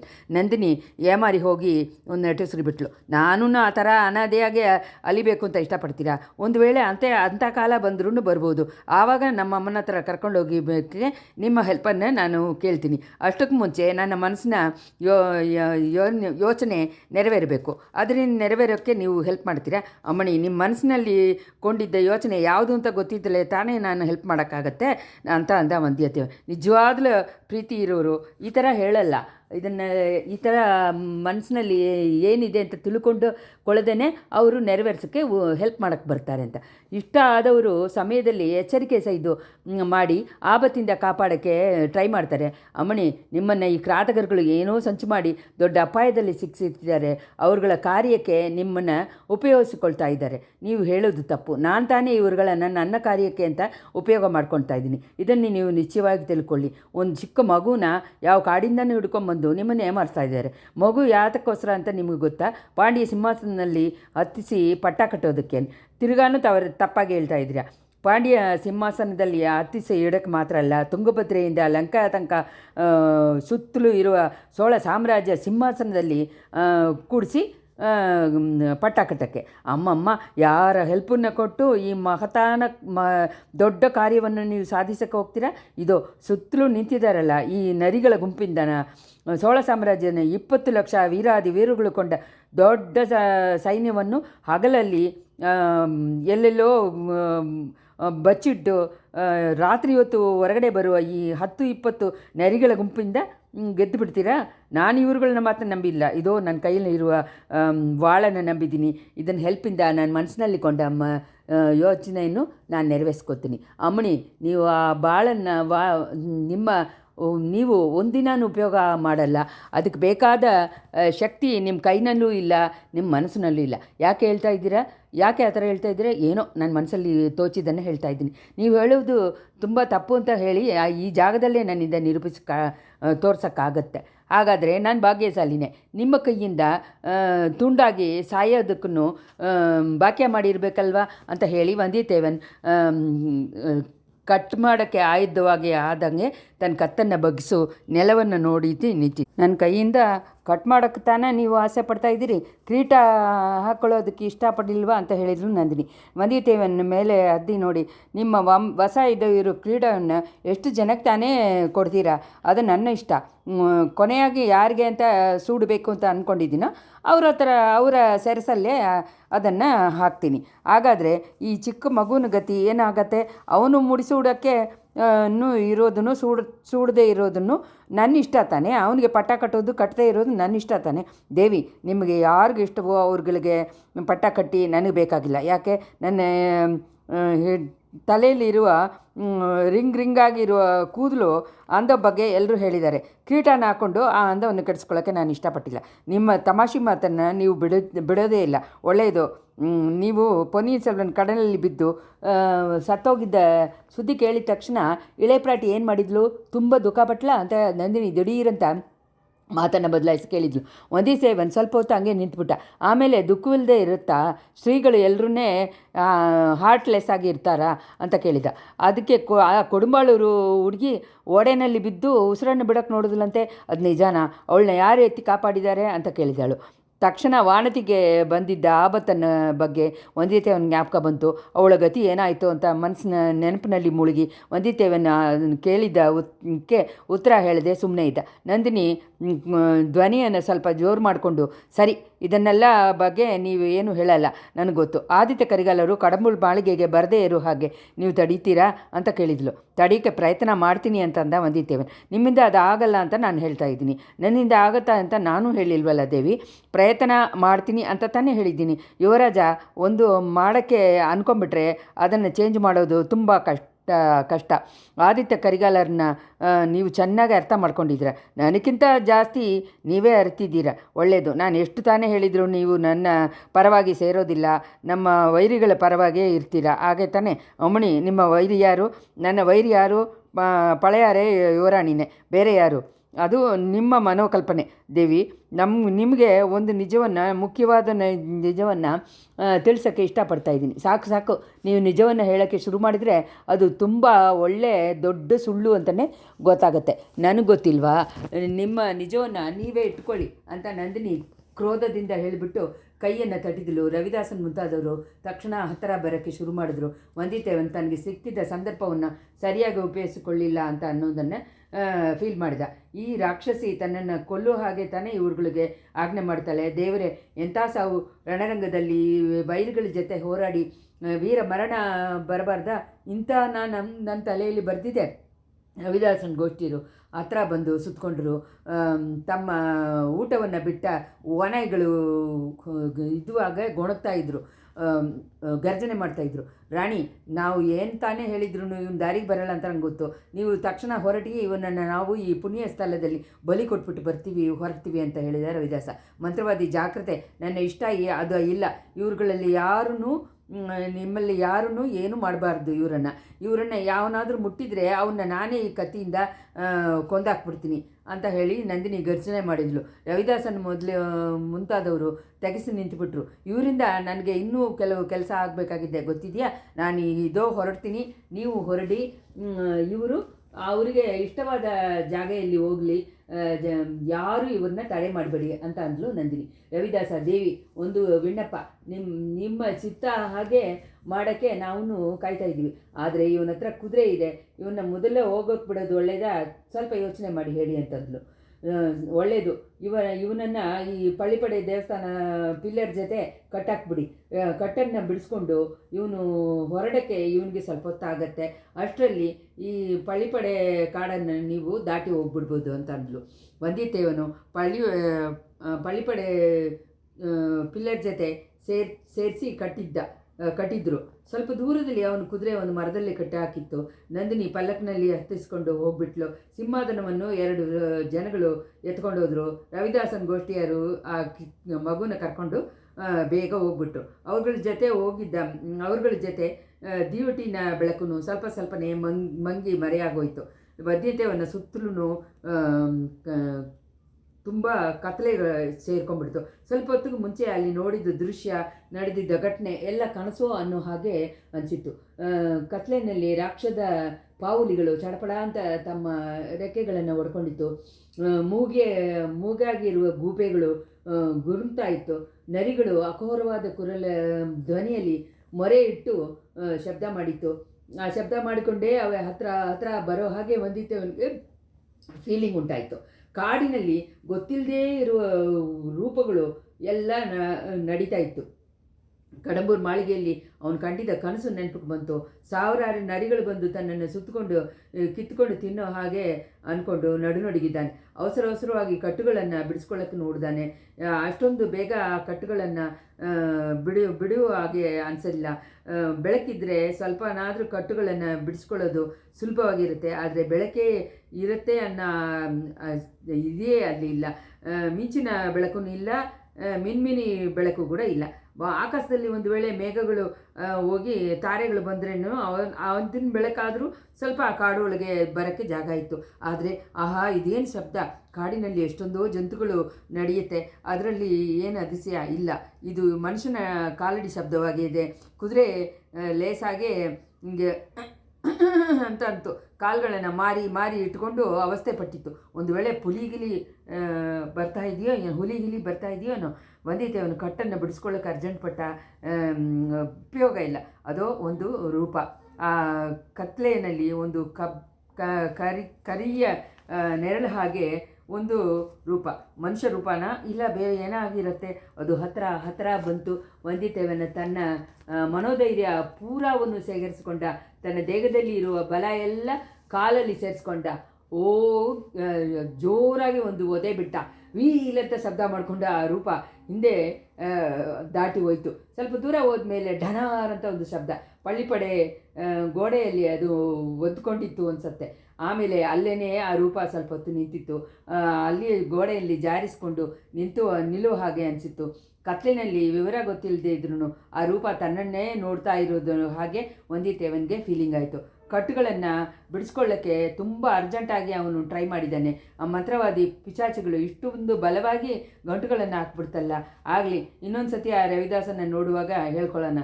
ಆ ರೂಪ ಅಲ್ಲಿಂದ ಹೋಯ್ತು. ಪಳ್ಳಿಪಡೆ ಒಳಗೆ ಹೋಗೋ ಹಾಗೆ ಅನಿಸಿತ್ತು. ಸ್ವಲ್ಪ ಹೊತ್ತಿಗೆಲ್ಲ ಪಳ್ಳಿಪಡೆ ದೇವಸ್ಥಾನದಲ್ಲಿ ಕಲ್ಲುಗಳು ಒಂದ್ರ ಜೊತೆ ಒಂದು ಡನ್ ಅಂತ ಶಬ್ದ ಕೆಲವು ಸತಿ ಕೇಳಿತ್ತು. ದೇವಸ್ಥಾನ ಬಾಗಿಲಲ್ಲಿ ಬೆಳಕು. ಅದು ಆ ರೂಪ ಕೈನಲ್ಲಿ ಒಂದು ದೀವಟ್ಟಿಯನ್ನು ಹಿಡ್ಕೊಂಡು ದೇವಸ್ಥಾನ ಹೊರಗೆ ಬರ್ತಾ ಇದೆ. ತನ್ನನ್ನು ನೋಡಿ ಬರ್ತಾ ಇದೆ. ಅದು ಒಂದು ಕಾಳಾಮುಗ ವೀರಶೈವನ ರೂಪ ಕೊಂಡಿದ್ದು.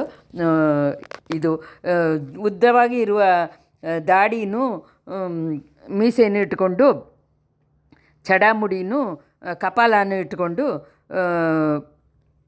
ಇದ್ದಿದ್ದ ಭಯಂಕರವಾದ ರೂಪ. ವந்திತೆಯವನ ಹತ್ತಿರ ಬಂದು ಬೆಳಕನ್ನು ಎತ್ತಿ ಹಿಡ್ಕೊಂಡು ಅವನ್ನ ಹಂಗೆ ಶಾರ್ಪಾಗಿ ನೋಡಿತ್ತು. ಇಷ್ಟರಲ್ಲಿ 36ನೇ ಸಂಚಿಕೆ ಮುಗಿಯಿತು.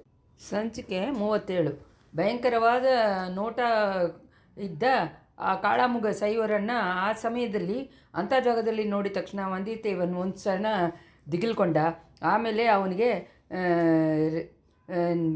ನಿಜವಾದ ರಿಯಲ್ ಆಗಿದ್ದಿದ್ದ ಧೈರ್ಯ ದಿಗಿಲನ್ನು ಓಡಿಸ್ಬಿಡ್ತು. ಇವನ್ನ ಎಲ್ಲೋ ನೋಡಿದ್ದೀನಲ್ವಾ ಎಲ್ಲಿ ಅಂತ ಚಿಂತನೆ ಮಾಡಿದ. ಹೌದು, ಹರಿಶ್ಚಂದ್ರ ನದಿಕರೆಯಲ್ಲಿ ಮರದ ಕೆಳಗಡೆ ಮಲಗಿದ್ದಾಗ ಇಬ್ಬರು ಬಂದು ನೋಡಿಬಿಟ್ಟು ಹೋಗಲಿಲ್ಲ. ಅವ್ರುಗಳಲ್ಲಿ ಒಬ್ಬನೇ ಇವನು. ಅಷ್ಟೇನಾ? ಒಂದು ಸತಿ ಮಾತ್ರ ನೋಡಿದ್ದ ಮುಖನ ಇದು. ಆ ಶಾರ್ಪಾಗಿ ಇದ್ದಿದ್ದ ನೋಟ ಇರುವ ಕಣ್ಣುಗಳನ್ನು ಬೇರೆ ಎಲ್ಲಿನೂ ನೋಡಿಲ್ವಾ? ಅಷ್ಟರಲ್ಲಿ ಆ ಕಾಳಾಮುಖ ಶೈವ ಅವನ್ನ ಶಾರ್ಪಾಗಿ ನೋಡಿಬಿಟ್ಟು ಹಾ ಅಂತ ನಗ್ದ. ಆ ಧ್ವನಿ ಯಾವಾಗಲೂ ಕೇಳಿದ್ದ ಧ್ವನಿ ಹಾಗೆ ಇದೆಯಲ್ಲ. ಅಡಚ್ಚಿ ನಿಧಾನ, ನಿನಕೇಸರನ್ನ ಈ ಮಧ್ಯರಾತ್ರಿಯಲ್ಲಿ ಇಷ್ಟು ಕಷ್ಟಪಟ್ಟು ಬಂದೆ ಅಂತ ಕಾಳಾಮುಗ ಶೈವ ಹೇಳಿದ್ದಾಗ ಅವನು ಬೇಕು ಅಂತ ಹೇಳಿ ಸ್ವಲ್ಪ ಧ್ವನಿಯನ್ನು ಚೇಂಜ್ ಮಾಡಿಕೊಂಡು ಮಾತಾಡ್ದಂಗೆ ಅನಿಸಿತು. ಮತ್ತು ಯಾರಿಗೆ ಅಂತ ಬಂದೆ ಅಂತ ವಂದಿತೇವನ್ ಕೇಳಿದ. ಯುವರಾಜನ್ನ ಹುಡ್ಕೊಂಡು ಬಂದೆ ಅಂತ ಅಂದ ಕಾಳಾಮುಗ. ಯಾವ ಯುವರಾಜ? ನಿನಗೇನು ಅದ್ರ ಬಗ್ಗೆ? ನೀನು ಯಾಕೆ ಕೇಳ್ತಾ ಇದೀಯಾ? ನಾನು ಒಂದು ಯುವರಾಜನೇ, ಅದರಿಂದಾನೇ ಕೇಳಿದ್ದೀನಿ. ಯುವರಾಜನ ಮುಖಲಕ್ಷಣವನ್ನು ನೋಡು. ನನ್ನ ಮುಖಲಕ್ಷಣಕ್ಕೇನೋ ಕಮ್ಮಿ. ನಿಮ್ಮ ಹಾಗೆ ದಾಡಿ ಮೀಸೆ ಎಲ್ಲನೂ ಕಪಾಲ ಇಟ್ಕೊಂಡು ನನ್ನ ಮುಖ ಏನು ಲಕ್ಷಣವಾಗಿಬಿಡ್ತಾ ಹಾಕ್ಕೊಂಬಿಟ್ರೆ? ಹಾಕಿ ತಾನೇ ನೋಡು, ಆವಾಗ ಗೊತ್ತಾಗುತ್ತೆ. ದಾಡಿ ಮೀಸೆ ಜಡ ಎಲ್ಲ ಎಷ್ಟು ದಿನದಲ್ಲಿ ಬೆಳೆಯುತ್ತೆ? ಅದೇನು ಪ್ರಮಾದ? ಒಂದು ದಿವಸದಲ್ಲಿ ಬೆಳೆದು ಬಿಡುತ್ತೆ, ಬೇಕಾದರೆ ಒಂದು ಕ್ಷಣದಲ್ಲಿ ಕೂಡ. ಹಾಗೆ ತಾನೇ ಇರುತ್ತೆ ಅಂತ ನಾನು ಅಂದ್ಕೊಂಡೆ. ಏನು ಅಂದ್ಕೊಂಡೆ? ಏನೂ ಇಲ್ಲ. ನನ್ನ ಕಟ್ಟಿ ಇದ್ದ ಕಟುಗಳನ್ನು ಬಿಚ್ಚಿಬಿಡು, ನಾನು ನಿಮ್ಮ ಗೋಷ್ಠಿನಲ್ಲಿ ಸೇರಿಬಿಡ್ತೀನಿ ಅಂತಂದ. ಸಾಕು, ನಿನ್ನ ಹಾಗೆ ಇರುವ ಗೂಢಾಚಾರಿಗಳು ಇನ್ನು ಯಾರೋ ನಮ್ಮ ಗುಂಪಲ್ಲಿದ್ದಾರೆ. ಅದರಿಂದಾನೇ ನಮ್ಮ ಮಹಾಸಂಘ ಇವತ್ತು ಆ ಥರ ಮುಗಿದೋಯ್ತು. ಹೇಗೆ ಮುಗೀತು? ಮಹಾಸಂಘಕ್ಕೆ ಯುವರಾಜ ಬರ್ತಾ ಇದ್ದಾರೆ. ಅವರು ಸಿಂಹಾಸನ ಹತ್ತಿದ ತಕ್ಷಣ ನಮ್ಮ ಮಹಾಗುರುವನ್ನು ರಾಜಗುರುವಾಗಿ ಒಪ್ಕೊಳ್ಳೋದ್ರಿಂದ ಮಾತು ಕೊಡ್ತಾರೆ ಅಂತ ಅನ್ನಿ ಕಾಯ್ತಾ ಇದ್ದೀವಿ. ಯುವರಾಜ ಬರಲೇ ಇಲ್ಲ. ನನ್ನನ್ನು ಕಟ್ಟು ಬಿಚ್ಚಿಬಿಡು, ಯುವರಾಜ ಯಾಕೆ ಬರಲಿಲ್ಲ ಅಂತ ನಾನು ತಿಳಿಸ್ತೀನಿ. ಯಾವ ಯುವರಾಜ? ಬೇರೆ ಯಾರು? ಗಂಡರಾದಿತ್ತರ ಮಗ ಮಧುರಾಂಧಕನೇ. ನಾನು ಊಗಿಸಿದ್ದು ಸರಿ. ಏನು ಊಗೆ ಮಾಡಿದೆ? ನೀನು ಗೂಢಾಚಾರಿ ಅಂತ ಹೇಳಿ ಊಗಿಸೋದನ್ನೇ ಹೇಳ್ತಾ ಇದ್ದೀನಿ. ಯಾವುದನ್ನು ಕೊಂಡು ಊಗಿಸಿದ್ಯಾ? ಯುವರಾಜನ್ನು ಹುಡುಕೊಂಡು ಬಂದಾಗ ಆ ಕಾಡಿನಿಂದ ದಿಢೀರಂತ ಹೊರಗಡೆ ಹೋಗೋದನ್ನು ನೋಡಿದೆ. ಅವ್ರುಗಳು ಇನ್ನಾರು ಅಂತ ನನಗೆ ಗೊತ್ತು. ನೀನು ಗೂಢಾಚಾರಿ ಅಂತ ಅನುಮಾನ ಮಾಡಿನೇ ಅವ್ರುಗಳು ನಿನ್ನನ್ನು ಕಟ್ಟಿ ಹಾಕಿರಬೇಕು. ಆದ್ದರಿಂದ ನಿನ್ನನ್ನು ಉಸಿರಿಂದ ಯಾಕೆ ಬಿಟ್ಬಿಟ್ಟು ಹೋದರು ಅಂತಲೇ ಗೊತ್ತಿಲ್ಲ. ಅದನ್ನು ನಾನು ಹೇಳ್ತೀನಿ, ನನ್ನನ್ನು ಕಟ್ಟು ಬಿಚ್ಚಿಬಿಡು. ನೀನೇನು ಹೇಳಬೇಕೇ ಇಲ್ಲ. ನಿನ್ನ ಕಟ್ಟ ಬಿಚ್ಚಕ್ಕೂ ಆಗಲ್ಲ. ನಾನು ಹೇಳಿದ ಹಾಗೆ ಮಾಡೋದಾಗೆ ಒಪ್ಕೊಂಡ್ರೆ ನೀನು ಹೇಳೋ ಹಾಗೆ ಏನು ಮಾಡಬೇಕು? ನಿನಗೆ ಸಮದೇ ಇರೋದಿಲ್ಲದ ವಿಷಯದಿಂದ ತಲೆ ಹಾಕಲ್ಲ ಅಂತ ಹೇಳಿ ಒಪ್ಕೊಂಡು 108 ತೋಪುಕರಣ ಹಾಕಬೇಕು ಅಂತ ಹೇಳ್ದ. ಆ ಥರನ ಸಮಾಚಾರ ಅಂತ ಹೇಳಿದ ವಂದಿತೇವನು. ಇವಾಗ ಈ ಮಾತು ನಡ್ಕೊಂಡಿದ್ದಾಗೆಲ್ಲ ಅವನ ಕೈಗಳು ಸುಮ್ಮನೆ ಇರಲಿಲ್ಲ. ಮೆತ್ತಿಗೆ ಕಟ್ಟುಗಳನ್ನು ಬಿಡಿಸ್ಕೊಂಡೇ ಇದ್ದಾನೆ. 108 ನಮಸ್ಕಾರ ಮಾಡಬೇಕು ಅಂತ ಹೇಳಿ ಕಾಳಾಮುಗ ಹೇಳಿದಾಗ ಎಲ್ಲ ಕಟ್ಟುಗಳೂ ಬಿಚ್ಕೊಂಡ್ಬಿಡ್ತು. ಅಷ್ಟೇ ಒಂದೇ ಸತಿ ಹಾರಿ ಹೋಗಿ ಆ ಕಾಳಾಮುಗ ಮೇಲೆ ಬಿದ್ದ ವಂದಿತೇವನು. ಅವನ ಕೆಳಗಡೆ ತಳ್ಳಿದ್ದಾನೆ. ಕಾಳಾಮುಗ ಕೈನಲ್ಲಿ ತೊಗೊಂಡು ಬಂದಿದ್ದ ದೀವಟಿ ಆ ಪಕ್ಕದಲ್ಲಿ ಬಿತ್ತು. ಆದರೆ ಎಲ್ಲ ಹಂಗೆ ಆರಿಬಿಡದೆ ಸ್ವಲ್ಪ ಬೆಳಕು ಕೊಡ್ತಾ ಇತ್ತು. ಕೆಳಗೆ ಬಿದ್ದಿದ್ದ ಕಾಳಾಮುಗ ಎದೆ ಮೇಲೆ ವಂದಿತೇವನ ಹತ್ತಿ ಕೂತ್ಕೊಂಡು ಅವನ ಮುಖ ದಾಡಿಯನ್ನು ಹಿಡಿದು ಕುಲುಕಿದಾನೆ. ದಾಡಿ ವಂದಿತೇವನ ಕೈ ಜೊತೆ ಬಂದುಬಿಡ್ತು. ಅದೇ ಸಮಯದಲ್ಲಿ ಕಾಳಾಮುಗ ವಂದಿತೇವನನ್ನು ಒದರಿ ತಳ್ಳಿಬಿಟ್ಟು ಎದ್ದು ನಿಂತ. ನೆಲದಲ್ಲಿ ಬಿದ್ದು ಆರಿ ಹೋಗೋ ಹಾಗೆ ಇದ್ದಿದ್ದ ಆ ದೀವಟಿಯನ್ನೇ ವಂದಿತೇವನ ಎತ್ಕೊಂಡು ಹಿಡಿದು ನೋಡ್ದ. ದಾಡಿ ಜಡೆ ಎಲ್ಲ ಇದ್ದಿದ್ದ ಕಾಳಾಮುಗನ ಮುಖ ಸಾಕ್ಷಾತ್ ಆ ವೀರ ವೈಷ್ಣವ ಅಳ್ವಾಳ್ಕಡಿಯನ ಮುಖವಾಗಿ ತೋರಿಸ್ಕೊಂಡಿತ್ತು. ಒಬ್ಬರನ್ನೊಬ್ಬರು ಸ್ವಲ್ಪ ಹೊತ್ತು ನೋಡಿ ನಗುತ್ತಾ ಇದ್ರು. ವೈಷ್ಣವರೇ, ಸಂಬಂಧವಿಲ್ಲದೆ ಇರೋ ವಿಷಯಗಳೇ ತಲೆ ಹಾಕಬಾರ್ದು ಅಂತ ನನಗೆ ಹೇಳಿದ್ದೀರಲ್ಲ, ನೀವು ಮಾತ್ರ ಏನು ಮಾಡಿದ್ದೀರಂತೆ ಅಂತ ವಂದಿತೇವನ್ ಕೇಳ್ದ. ನಿನ್ನ ಹಾಗೆ ನಾನು ಅಪಾಯದಲ್ಲಿ ಸಿಕ್ಕಾಕೊಂಡಿಲ್ವಲ್ಲ ಅಪ್ಪನೇ.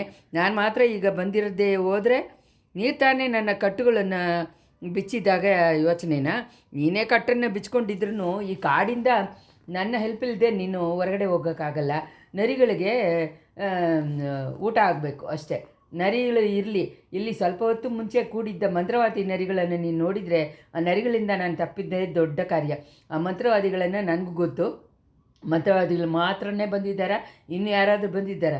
ಚಿಕ್ಕ ಮೀನೊಂದು ಬಂದಿತ್ತು, ಹುಲಿಯನ್ನು ನುಂಗೋಕ್ಕೆ ಆಸೆ ಪಡುವ ಅದಿಸಿವಾದ ಮೀನದು.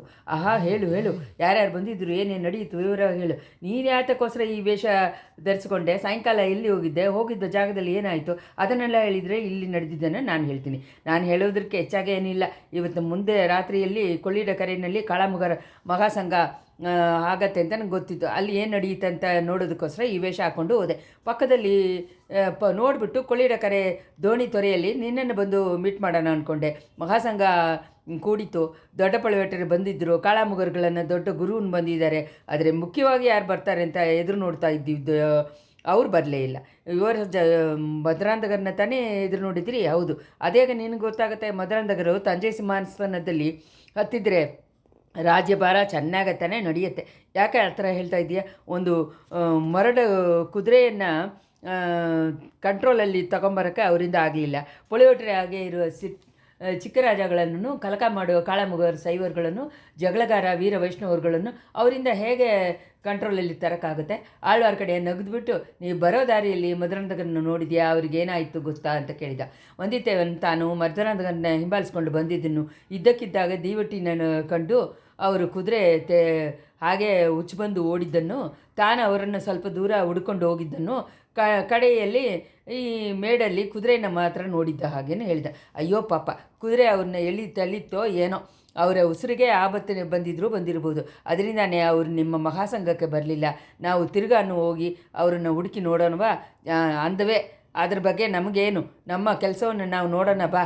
ತಕ್ಷಣ ಹೊರಡು. ಬೆಳಕಾಗೋ ಅಷ್ಟರಲ್ಲಿ ನಾವು ಕೊಳ್ಳಿನ ನದಿನ ದೋಣಿ ತೊರೆಯಲ್ಲಿ ಇರಬೇಕು. ಮಧುರಾಂಧಕರ ವಾಯ್ಕಾಲ್ನಲ್ಲೋ ಅಲ್ಲಿ ಹೊಲದಲ್ಲೋ ಎಲ್ಲೋ ಬಿದ್ದು ಸತ್ತು ಹೋಗಿದ್ರೆ ಆವಾಗ ಕೂಡ ನಮಗೇನು ವಿಚಾರ ಅಂತ ಹೇಳ್ಬೇಕಾಗತ್ತಾ? ಅದೆಲ್ಲ ಎಲ್ಲಿ ಏನೂ ನಡೆಯಿದ್ದಿರಲ್ಲ.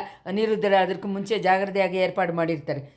ಮುಖ್ಯಮಂತ್ರಿ ಅನಿರುದ್ಧರ ಅವ್ರಿಗೇನು ಇದ್ರ ಬಗ್ಗೆ ಗೊತ್ತು? ಆಹಾ, ಅದೇನೇ ಹಂಗೆ ಕೇಳ್ತಾ ಇದೆಯಾ? ಅನ್ಬಿಲ್ ಅನಿರುದ್ಧರಿಗೂ ಗೊತ್ತಿಲ್ಲದೆ ಈ ರಾಜ್ಯದಲ್ಲಿ ಯಾವ ಜಾಗದಲ್ಲಿ ಏನೂ ನಡೆಯೋಕ್ಕಾಗಲ್ಲ. ಓಹೋ, ಕಡಂಬೂರು ಮಾಳಿಗೆಯಲ್ಲಿ ನಡೆದಿದ್ದ ಸಂಚುಗಾರನ ಬಗ್ಗೆ ವಿಷಯನ ಅವ್ರಿಗೆ ಗೊತ್ತಾ? ಒಂದು ವಿಷಯವನ್ನು ಜ್ಞಾಪಕ ಇಟ್ಕೋ. ವೀರನಾರಾಯಣಪುರ ತಿರುವಳದಲ್ಲಿ ಪಳುವು ರಾಣಿನ ಪಲ್ಲಕ್ಕ ಹೋಗಿದ್ದನ್ನು ನಾವಿಬ್ಬರೂ ಒಂದು ಮರದ ಕೆಳಗಡೆ ನಿಂತು ನೋಡಿದ್ದೀವಲ್ಲ? ಹೌದು. ಪಲ್ಲಕ್ಕಿನ ತೆರೆ ಸಾರಿಸಿದ್ದನ್ನು ನೀ ಅಡ್ದಿದ್ದ ಆಶ್ಚರ್ಯವನ್ನು ನನಗೆ ಜ್ಞಾಪಕದಲ್ಲಿದೆ. ಪಳುವು ರಾಣಿ ಹತ್ರ ಒಂದು ಪತ್ರ ಕೊಡೋಕ್ಕೆ ಆಗತ್ತಾ ಅಂತ ನೀನು ಕೇಳಿದ್ದನ್ನು ನನಗೆ ಜ್ಞಾಪಕ ಇದೆ. ನೀ ಅಷ್ಟರಲ್ಲಿ ಅದಕ್ಕೆ ಚಿಚಿ ಇದೇನು ಕೆಲಸ ಅಂತ ಅಂದೆ. ನಾನೇನೋ ಪ್ರೀತಿಯ ಪತ್ರ ಕೊಡೋಕ್ಕೆ ಇಷ್ಟಪಟ್ಟಿದ್ದಾಗೆ ನೀನು ಅಂದ್ಕೊಂಬಿಟ್ಟೆ. ಆದರೆ ಸಂಚುಗಾರನ ಮಾತನ್ನು ನಂಬಿ ಮೋಸ ಬೇಡ ಅಂತ ಹೇಳಿ ಮಧುರಾಂಧಕರಿಗೆ ಎಚ್ಚರಿಕೆ ಮಾಡೋಕ್ಕೆ ನಾನು ಇಷ್ಟಪಟ್ಟೆ. ಮುಖ್ಯಮಂತ್ರಿ ಆಜ್ಞೆ ಹಾಗೆ. ಪಲ್ಲಕ್ಕಲ್ಲಿ ಇದ್ದಿದ್ದು ಮಧುರಾಂಧಕ ಅಂತ ನಿನಗೆ ಗೊತ್ತಾ? ಮೊದಲು ಅನುಮಾನಿಸಿದೆ, ತೆರೆ ಸರಿಸಿದ ಮೇಲೆ ಆ ರಹಸ್ಯ ಗೊತ್ತಾಯಿತು. ನೀನು ಒಳ್ಳೆ ಇವನು ಗಟ್ಟಿ ಇರೋನು. ನಾನು ಎಷ್ಟೋ ಪ್ರಯತ್ನ ಮಾಡಿನೂ ನೀನು ಪಲ್ಲಕ್ನಲ್ಲಿದ್ದಿದ್ದು ಪಳುವು ರಾಣಿ ಇಲ್ಲ ಮಧುರಾಂಧಕರಂತ ಹೇಳೋಕ್ಕೆ ನೆಗ್ಲೆಕ್ಟ್ ಮಾಡಿಬಿಟ್ಟೆ ಅಲ್ವಾ? ನೀನು ಮಾತ್ರ ತುಂಬ ಇದು ಅಲ್ವಾ? ಇವತ್ತು ಸಾಯಂಕಾಲ ನೀನು ಎಲ್ಲಿ ಹೋಗ್ತಾ ಇದೆಯಾ ಅಂತ ಹೇಳೋಕ್ಕೆ ನೆಗ್ಲೆಕ್ಟ್ ಮಾಡಿಬಿಟ್ಟೆ ಅಲ್ವಾ? ಹೇಳಿದರೆ ನೀನು ಅದರಲ್ಲೂ ತಲೆ ಹಾಕಬೇಕು ಅಂತ ಹಠ ಹಿಡಿದಿರ್ತೀಯ. ಇವಾಗ ಎಷ್ಟೊಂದು ಸಂಕಟದಲ್ಲಿ ಸಿಕ್ಕಾಕೊಂಡೆ ನೋಡು. ಇನ್ಮೇಲಾದರೂ ಕಾಳಮಗರ ಗುಂಪು ಬಗ್ಗೆ, ಮಧುರಾಂಧಕರಲ್ಲಿ ಹೋಗೋಕ್ಕೆ ಉದ್ದೇಶ ಮಾಡಿರೋದು ಬಗ್ಗೆ ಮುಖ್ಯಮಂತ್ರಿ ಅನಿರುದ್ಧಿಗೆ ಗೊತ್ತಾ? ಗೊತ್ತಿಲ್ಲದೆ ನನ್ನನ್ನು ಕಳಿಸಿದ್ದಾರೆ. ಅದೇ ಸಮಯದಲ್ಲಿ ಮಧುರಾಂಧಕರ ಅಲ್ಲಿ ಹೋಗಿ ಸೇರದೇ ಇರೋದಕ್ಕೂ ಏರ್ಪಾಡು ಮಾಡಿದ್ದಾರೆ. ಯಾರೋ ದಿಯುಟಿಯನ್ನು ಎತ್ಕೊಂಡು ಹೋದರು ಅಂತ ನೀನು ಹೇಳಿದೆಯಲ್ಲ, ಅವನು ಅನಿರುದ್ಧರನ್ನು ಹಾಳಾಗೆ ಇರಬೇಕು. ಬೇಕು ಅಂತಲೇ ಕುದುರೆಯನ್ನು ಈ ಥರ ಹುಚ್ಚು ಬರೋ ಥರ ಓಡೋ ಹಾಗೆ ಅವ್ನು ಮಾಡಿರ್ತಾನೆ. ನೆಲದಲ್ಲಿ ಬಿದ್ದಿದ್ದ ಯುವರಾಜರನ್ನ ಯಾರಾದರೂ ಎತ್ಕೊಂಡು ಹೋಗಿ ಕಾಪಾಡಿರ್ತಾರೆ. ಇಷ್ಟೊತ್ತು ಅನೇಕವಾಗಿ ಅವರು ರಥದಲ್ಲೋ ಪಲ್ಲಕ್ಕಲ್ಲೋ ಹತ್ತಿ ತಂಜೆಗೆ ನೋಡಿ ಹೋಗ್ತಾ ಇರ್ತಾರೆ. ಬಾ, ನಾವು ನಮ್ಮ ದಾರಿಯಿಂದ ಹೋಗೋಣ. ವೈಷ್ಣವರೇ, ನಾನು ಬರೋಕ್ಕಾಗಲ್ಲ. ಇದೇನು ನೀನು ಒಪ್ಕೊಂಡ ಕಾರ್ಯ ಏನಾಯಿತು? ಕಾಂಚಿಯಿಂದ ಆದಿತ್ಯ ಕರಿಗಾಲ ಹೊರಟು ಬಿಟ್ಟಿದ್ದಾಗೆ ಕೇಳ್ತಾ ಇದ್ದೀನಿ. ನಮ್ಮ ತಕ್ಷಣ ವಾಯುವೇಗ ಮನೋವೇಗವಾಗಿ ಹೋದ್ರೇ ಆದಿತ್ಯ ಕರಿಗಾಲರ ಹತ್ರ ಕೊಡಬೇಕಾದ ಪತ್ರವನ್ನು ನೀರೇ ಕೊಟ್ಟುಬಿಡ್ಬೋದಲ್ವ? ಅವರು ಮಧುರಾಂಧಕರ ಹಾಗೆ ಸ್ತ್ರೀ ವೇಷದಲ್ಲಿ ಇನ್ನೂ ಬರಲ್ಲ, ರಾತ್ರಿ ಹತ್ರ ಬಚ್ಚಿಟ್ಕೊಂಡು ಪ್ರಯಾಣ ಮಾಡಲ್ಲ. ನೀನು ಏನು ಹೇಳ್ತಾ ಇದೆಯಾ? ನೀನೇನು ಮಾಡ್ತಾ ಇದೆಯಾ? ನಿಜವಾಗಲೂ ನಾನು ಮಧುರಾಂಧಕರನ್ನ ಹಿಂಬಾಲಿಸ್ಕೊಂಡು ಇವತ್ತು ಸಾಯಂಕಾಲ ಹೊರಡಲಿಲ್ಲ. ಬೇರೆ ಒಬ್ಬರನ್ನ ಹಿಂಬಾಲಿಸ್ಕೊಂಡು ಹೋಗೋಕ್ಕೆ ಶುರು ಮಾಡಿದ್ದು ಮಧುರಾಂಧಕರನ್ನು ದಾರಿಯಲ್ಲಿ ನೋಡೋಕ್ಕೆ ಥರ ಆಯಿತು. ನಾನೊಂದು ಜೋಶ್ಯ ಹೇಳ್ತಾ ಇದ್ದೀನಿ, ನೀನು ಕಂಟಿನ್ಯೂ ಮಾಡಿಕೊಂಡು ಹೋಗೋಕ್ಕೆ ಶುರು ಮಾಡಿದ್ದು ಒಂದು ಹೆಣ್ಣಾಗಿ ಇರಬೇಕು ಅಂತ. ನೀನು ತುಂಬ ಚಮತ್ಕಾರದ ವೈಷ್ಣವ. ಒಂದು ದಿವಸ ನಿಮ್ಮ ಮಂಡೆಯನ್ನು ಒಡೆದ್ಬಿಟ್ಟು ಬೇರೆ ಕೆಲಸ ನೋಡ್ತೀನಿ ಅಂತ ಹೇಳಿದೆ. ಅದು ನಿನ್ನಿಂದ ಆಗದೇ ಇರೋ ಕೆಲಸ. ಮೊದಲೇ ನನ್ನ ತಲೆಯನ್ನು ಒಂದು ಕಾಳಮುಗನಿಗೆ ಅಡ ಇಟ್ಬಿಟ್ಟಿದ್ದೀನಿ. ಅದು ಹೋದರೆ ಹೋಗಲಿ, ನೀನು ಕೊಡಂದೆಯಿಂದ ಯಾರನ್ನು ಹಿಂಬಾಲಿಸ್ಕೊಂಡು ಹೊರಟೆ? ಆ ಹೆಣ್ಣು ಯಾರು? ಕೊಡಂಬಾಳು ಲೀಲವಡಿಸಿ ಕೊಡಂದೆ ಜೋಯಿಸರ ಮನೆಗೆ ಬಂದಿದ್ದರು. ಪಲ್ಲಕ್ನಲ್ಲಿ ಎತ್ಕೊಂಡು ಒಂಟಿಯಾಗಿ ಹೊರಟೋದ್ರು. ನಿಜವಾಗ್ಲೂ ಆ ಚಿತ್ತಭ್ರಮೆ ಕೊಂಡ ಹೆಣ್ಣನ್ನು ಹಿಂಬಾಲಿಸ್ಕೊಂಡು ಹೋಗೋಕ್ಕೆ ನಾನು ಇಷ್ಟಪಟ್ಟಿಲ್ಲ. ಅವಳ ಪಲ್ಲಕ್ಕು ನಾನು ಹೋಗಬೇಕಾದ ದಾರಿಯಲ್ಲಿ ಸ್ವಲ್ಪ ದೂರ ಹೋಯಿತು. ದಿಢೀರಂತ ಆ ಪಲ್ಲಕ್ಕನ್ನು ಕೆಲವು ಮನುಷ್ಯರು ಬಂದು ಹೊಡೆದ್ರು.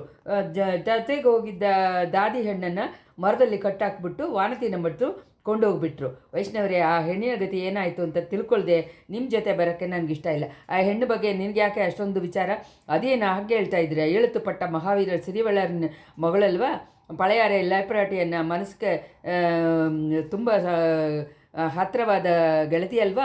ಇನ್ನು ಪೊನ್ನಿಯಿನ್ ಸೆಲ್ವರ್ಗೆ ವಾನತಿ ದೇವಿನ ಮದುವೆ ಮಾಡಿಕೊಳ್ಳೋ ಹಾಗೇನೂ ಒಂದು ಪ್ರಸ್ತಾವ ಇದೆಯಲ್ಲ. ಅಪ್ಪನೇ ಪೊನ್ನಿಯಿನ್ ಸೆಲ್ವರ್ ತಾನೇ ಕಡಲಲ್ಲಿ ಮುಳುಗಿ ಸತ್ತೋಗ್ಬಿಟ್ರಲ್ಲ, ಅವ್ರ ಮದುವೆ ಬಗ್ಗೆ ಇವಾಗ ಏನು ವಿಚಾರ? ಅವರು ಸತ್ತೋಗ್ಬಿಟ್ರು ಅಂತ ಏನು ನಿಶ್ಚಯ? ಹೂಗೆ ತಾನೆ. ಹಾಗಾದರೆ ಅವರು ಉಸಿರಿಂದ ಇರ್ಬೋದು ಅಂತ ನೀನು ಅಂದ್ಕೊಂಡಿದ್ಯಾ? ವೈಷ್ಣವರೇ, ನನ್ನ ಬಾಯನ್ನು ಕಿತ್ತು ಏನಾದರೂ ರಹಸ್ಯವನ್ನು ತಿಳ್ಕೊಳ್ಳೋಣ ಅನ್ನೋದು ನಿಮ್ಮ ಉದ್ದೇಶವಾಗಿದ್ದರೆ ಅದನ್ನು ಮರ್ತುಬಿಡಿ. ಸರಿ, ನೀನು ದೊಡ್ಡ ಇವನು ಅಂತ ನನಗೆ ಗೊತ್ತು. ಆದ್ರೂ ವಾನತಿ ದೇವಿ ಬಗ್ಗೆ ನೀವು ವಿಚಾರ ಪಡಬೇಡ. ಇಳೆ ಪ್ರಾಟಿಗೆ ಅವ್ರ ಹೆಸರಲ್ಲಿ ಉಸಿರು ಅಂತ ಅನ್ನೋದು ನಿನಗೆ ಚೆನ್ನಾಗಿ ಗೊತ್ತಲ್ವ? ಆದ್ದರಿಂದ ನಾನು ವಿಚಾರ ಪಡ್ತಾ ಇದ್ದೀನಿ. ವಾನತಿ ದೇವಿಗೆ ಈ ಆಪತ್ತ ಬಂದಿದ್ದು ಇಳೆ ಪ್ರಾಟಿಗೆ ಗೊತ್ತಿಲ್ಲದೆ ಇರ್ಬೋದಲ್ವ? ಇವತ್ತು ಗೊತ್ತಿಲ್ಲದೆ ಇರೋದು ನಾಳೆ ಗೊತ್ತಾಗ್ಬಿಡುತ್ತೆ. ನಾಳೆ ಗೊತ್ತಿದ್ದು ಏನು ಪ್ರಯೋಜನ? ಕಾಳಮುಗರುಗಳು ಕನ್ಯಾ ಹುಡುಗಿಯನ್ನು ಇವತ್ತು ರಾತ್ರಿ ಬಲಿ ಕೊಟ್ಟುಬಿಟ್ರೆ ವಾನತಿಯನ್ನು ಕಾಳಮುಗರುಗಳು ಎತ್ಕೊಂಡೋಗಿ ಹಿಡ್ಕೊಂಡು ಹೋಗಿದ್ದ ಹಾಗೆ ನಾನು ನೀನು ಹೇಳ್ತಾ ಇದೆಯಾ? ಆಗ ತಾನೇ ನನಗೂ ಅನಿಸುತ್ತೆ. ವಾನತಿ ಗೆಳತಿನೂ ಈ ಥರನೇ ನನ್ನ ಹತ್ರ ಹೇಳಿದ್ಲು. ಅದು ನಿಜವಾಗಿದ್ದರೆ ನೀ ಸ್ವಲ್ಪ ಕೂಡ ವಿಚಾರ ಪಡಬೇಕಾಗಿಲ್ಲ. ಕೊಡುಂಬಳೂರು ವಂಶದವರು, ಕಾಳಮುಗವನ್ನು ಸೇರಿದವರು. ವಾನತಿ ದೇವಿ ಕೊಡುಂಬಳೂರು ಹೆಣ್ಣು ಅಂತ ಗೊತ್ತಿದ್ದರೆ ಅವಳಿಗೆ ಕಾಳಮುಗರುಗಳು ರಾಜೋಪಚಾರ ಮಾಡ್ತಾರೆ. ಓಹೋ, ಇದು ನನಗೂ ಗೊತ್ತಿಲ್ಲದೆ ಹೋಯ್ತಲ್ಲ. ಆದ್ದರಿಂದನೇ ನೀ ಕಾಳಮುಗರುಗಳು ಮಧುರಾಂಧತೆ ಇವ್ರಿಗೆ ಆಪೋಸಿಟಾಗಿ ಸಂಚು ಮಾಡ್ತಾ ಇದ್ದಾರೆ. ನೀ ಇಂಥ ಮಂಡೆ ಓಡು ಸ್ವಾಮಿಯಾರ್ಗಳು ಎದುರಾಗಿದ್ದರೆ ಏನು ಏನು ಬಂದುಬಿಡತ್ತೆ ನಿನಗೆ ಗೊತ್ತಿಲ್ಲ. ಈ ದೇಶದಲ್ಲಿ ದೊಡ್ಡ ಕುಟುಂಬಗಳು ಕಾಳಮುಖವನ್ನು ಸೇರಿತ್ತು. ಚೈನ್ಯದಲ್ಲೂ ಅಂಥ ಜನಗಳು ಇದ್ದಾರೆ. ಅದರಿಂದನೇ ಪಳವೆಟೆಯರಿಗೆ ಇವತ್ತಿಗೆ ಇಂಥ ಏರ್ಪಾಡು ಮಾಡಿದರು. ಮಧುರಾಂಧರಿಗೆ ಕಾಳಮುಗರುಗಳಿಗೆ ಸಪೋರ್ಟ್ ಮಾಡಬೇಕು ಅಂತ ಹೇಳಿ ಟ್ರೈ ಮಾಡಿದರು. ಅದು ಒಂದು ಕುದುರೆ ಮಾಡಿದ್ದ ಇದರಿಂದ ಫಲಿಸದೇ ಹೋಯಿತು. ನೀನು ಹೊರಡು, ಹೋಗೋಣ. ಬರ್ತೀಯಾ? ಇಲ್ಲ ನಾನು ಮಾತ್ರ ಹೊರಡಲ್ಲ. ವಂದಿತೇವನು ಬೇಡದೆ ಇಷ್ಟ ಇಲ್ಲದೇ ಎದ್ದು ಕುದುರೆಯನ್ನು ಕೈಯಲ್ಲಿ ಹಿಡ್ಕೊಂಡ. ಆ ಒತ್ತಾಗಿದ್ದ ಕಾಡುಗಳು ಆಳುಗಳು ಬರುವ ತೂರುವ ಹಾಗೆ ಇರುವ ದಾರಿಯನ್ನು ಕಂಡುಹಿಡ್ಕೊಂಡು ಅವರುಗಳು ಹೊರಗಡೆ ಬಂದರು. ಅದೋ ನೋಡು ಅಂತ ಹೇಳಿ ಆಳ್ವಾರ್ ಕಡೆಯನ್ನು ಆಕಾಶವನ್ನು ಸುತ್ತಿ ತೋರಿಸಿದ್ದಾನೆ. ಮುಂಚೆ ಯಾವಾಗಲಕ್ಕಿಂತ ಧೂಮಕೇತುನ ಬಾಲ ಉದ್ದವಾಗಿ ಆಕಾಶದಲ್ಲಿ ಒಂದು ಅರ್ಧ ಭಾಗವನ್ನು ವ್ಯಾಪಿಸಿರುವುದನ್ನು ವಂದಿತೇವನ್ ನೋಡ್ದ. ತಣ್ಣಗೆ ಇರುವ ಗಾಳಿ ಬೀಸಿತ್ತು. ವಂದಿತೇವನ ಮೈ ಹಂಗೆ ಸಿಲುಕಿತ್ತು. ದೂರದಲ್ಲಿ ಗ್ರಾಮದಲ್ಲಿ ಹಳ್ಳಿಗಳಲ್ಲಿ ಇದ್ದಿದ್ದು ನಾಯಿ ಒಂದು ದೀನವಾದ ಶೋಕವಾದ ಧ್ವನಿಯಲ್ಲಿ ಅತ್ತಿತ್ತು. ಇಷ್ಟರಲ್ಲಿ 37ನೇ ಅಧ್ಯಾಯ ಮುಗಿಯಿತು.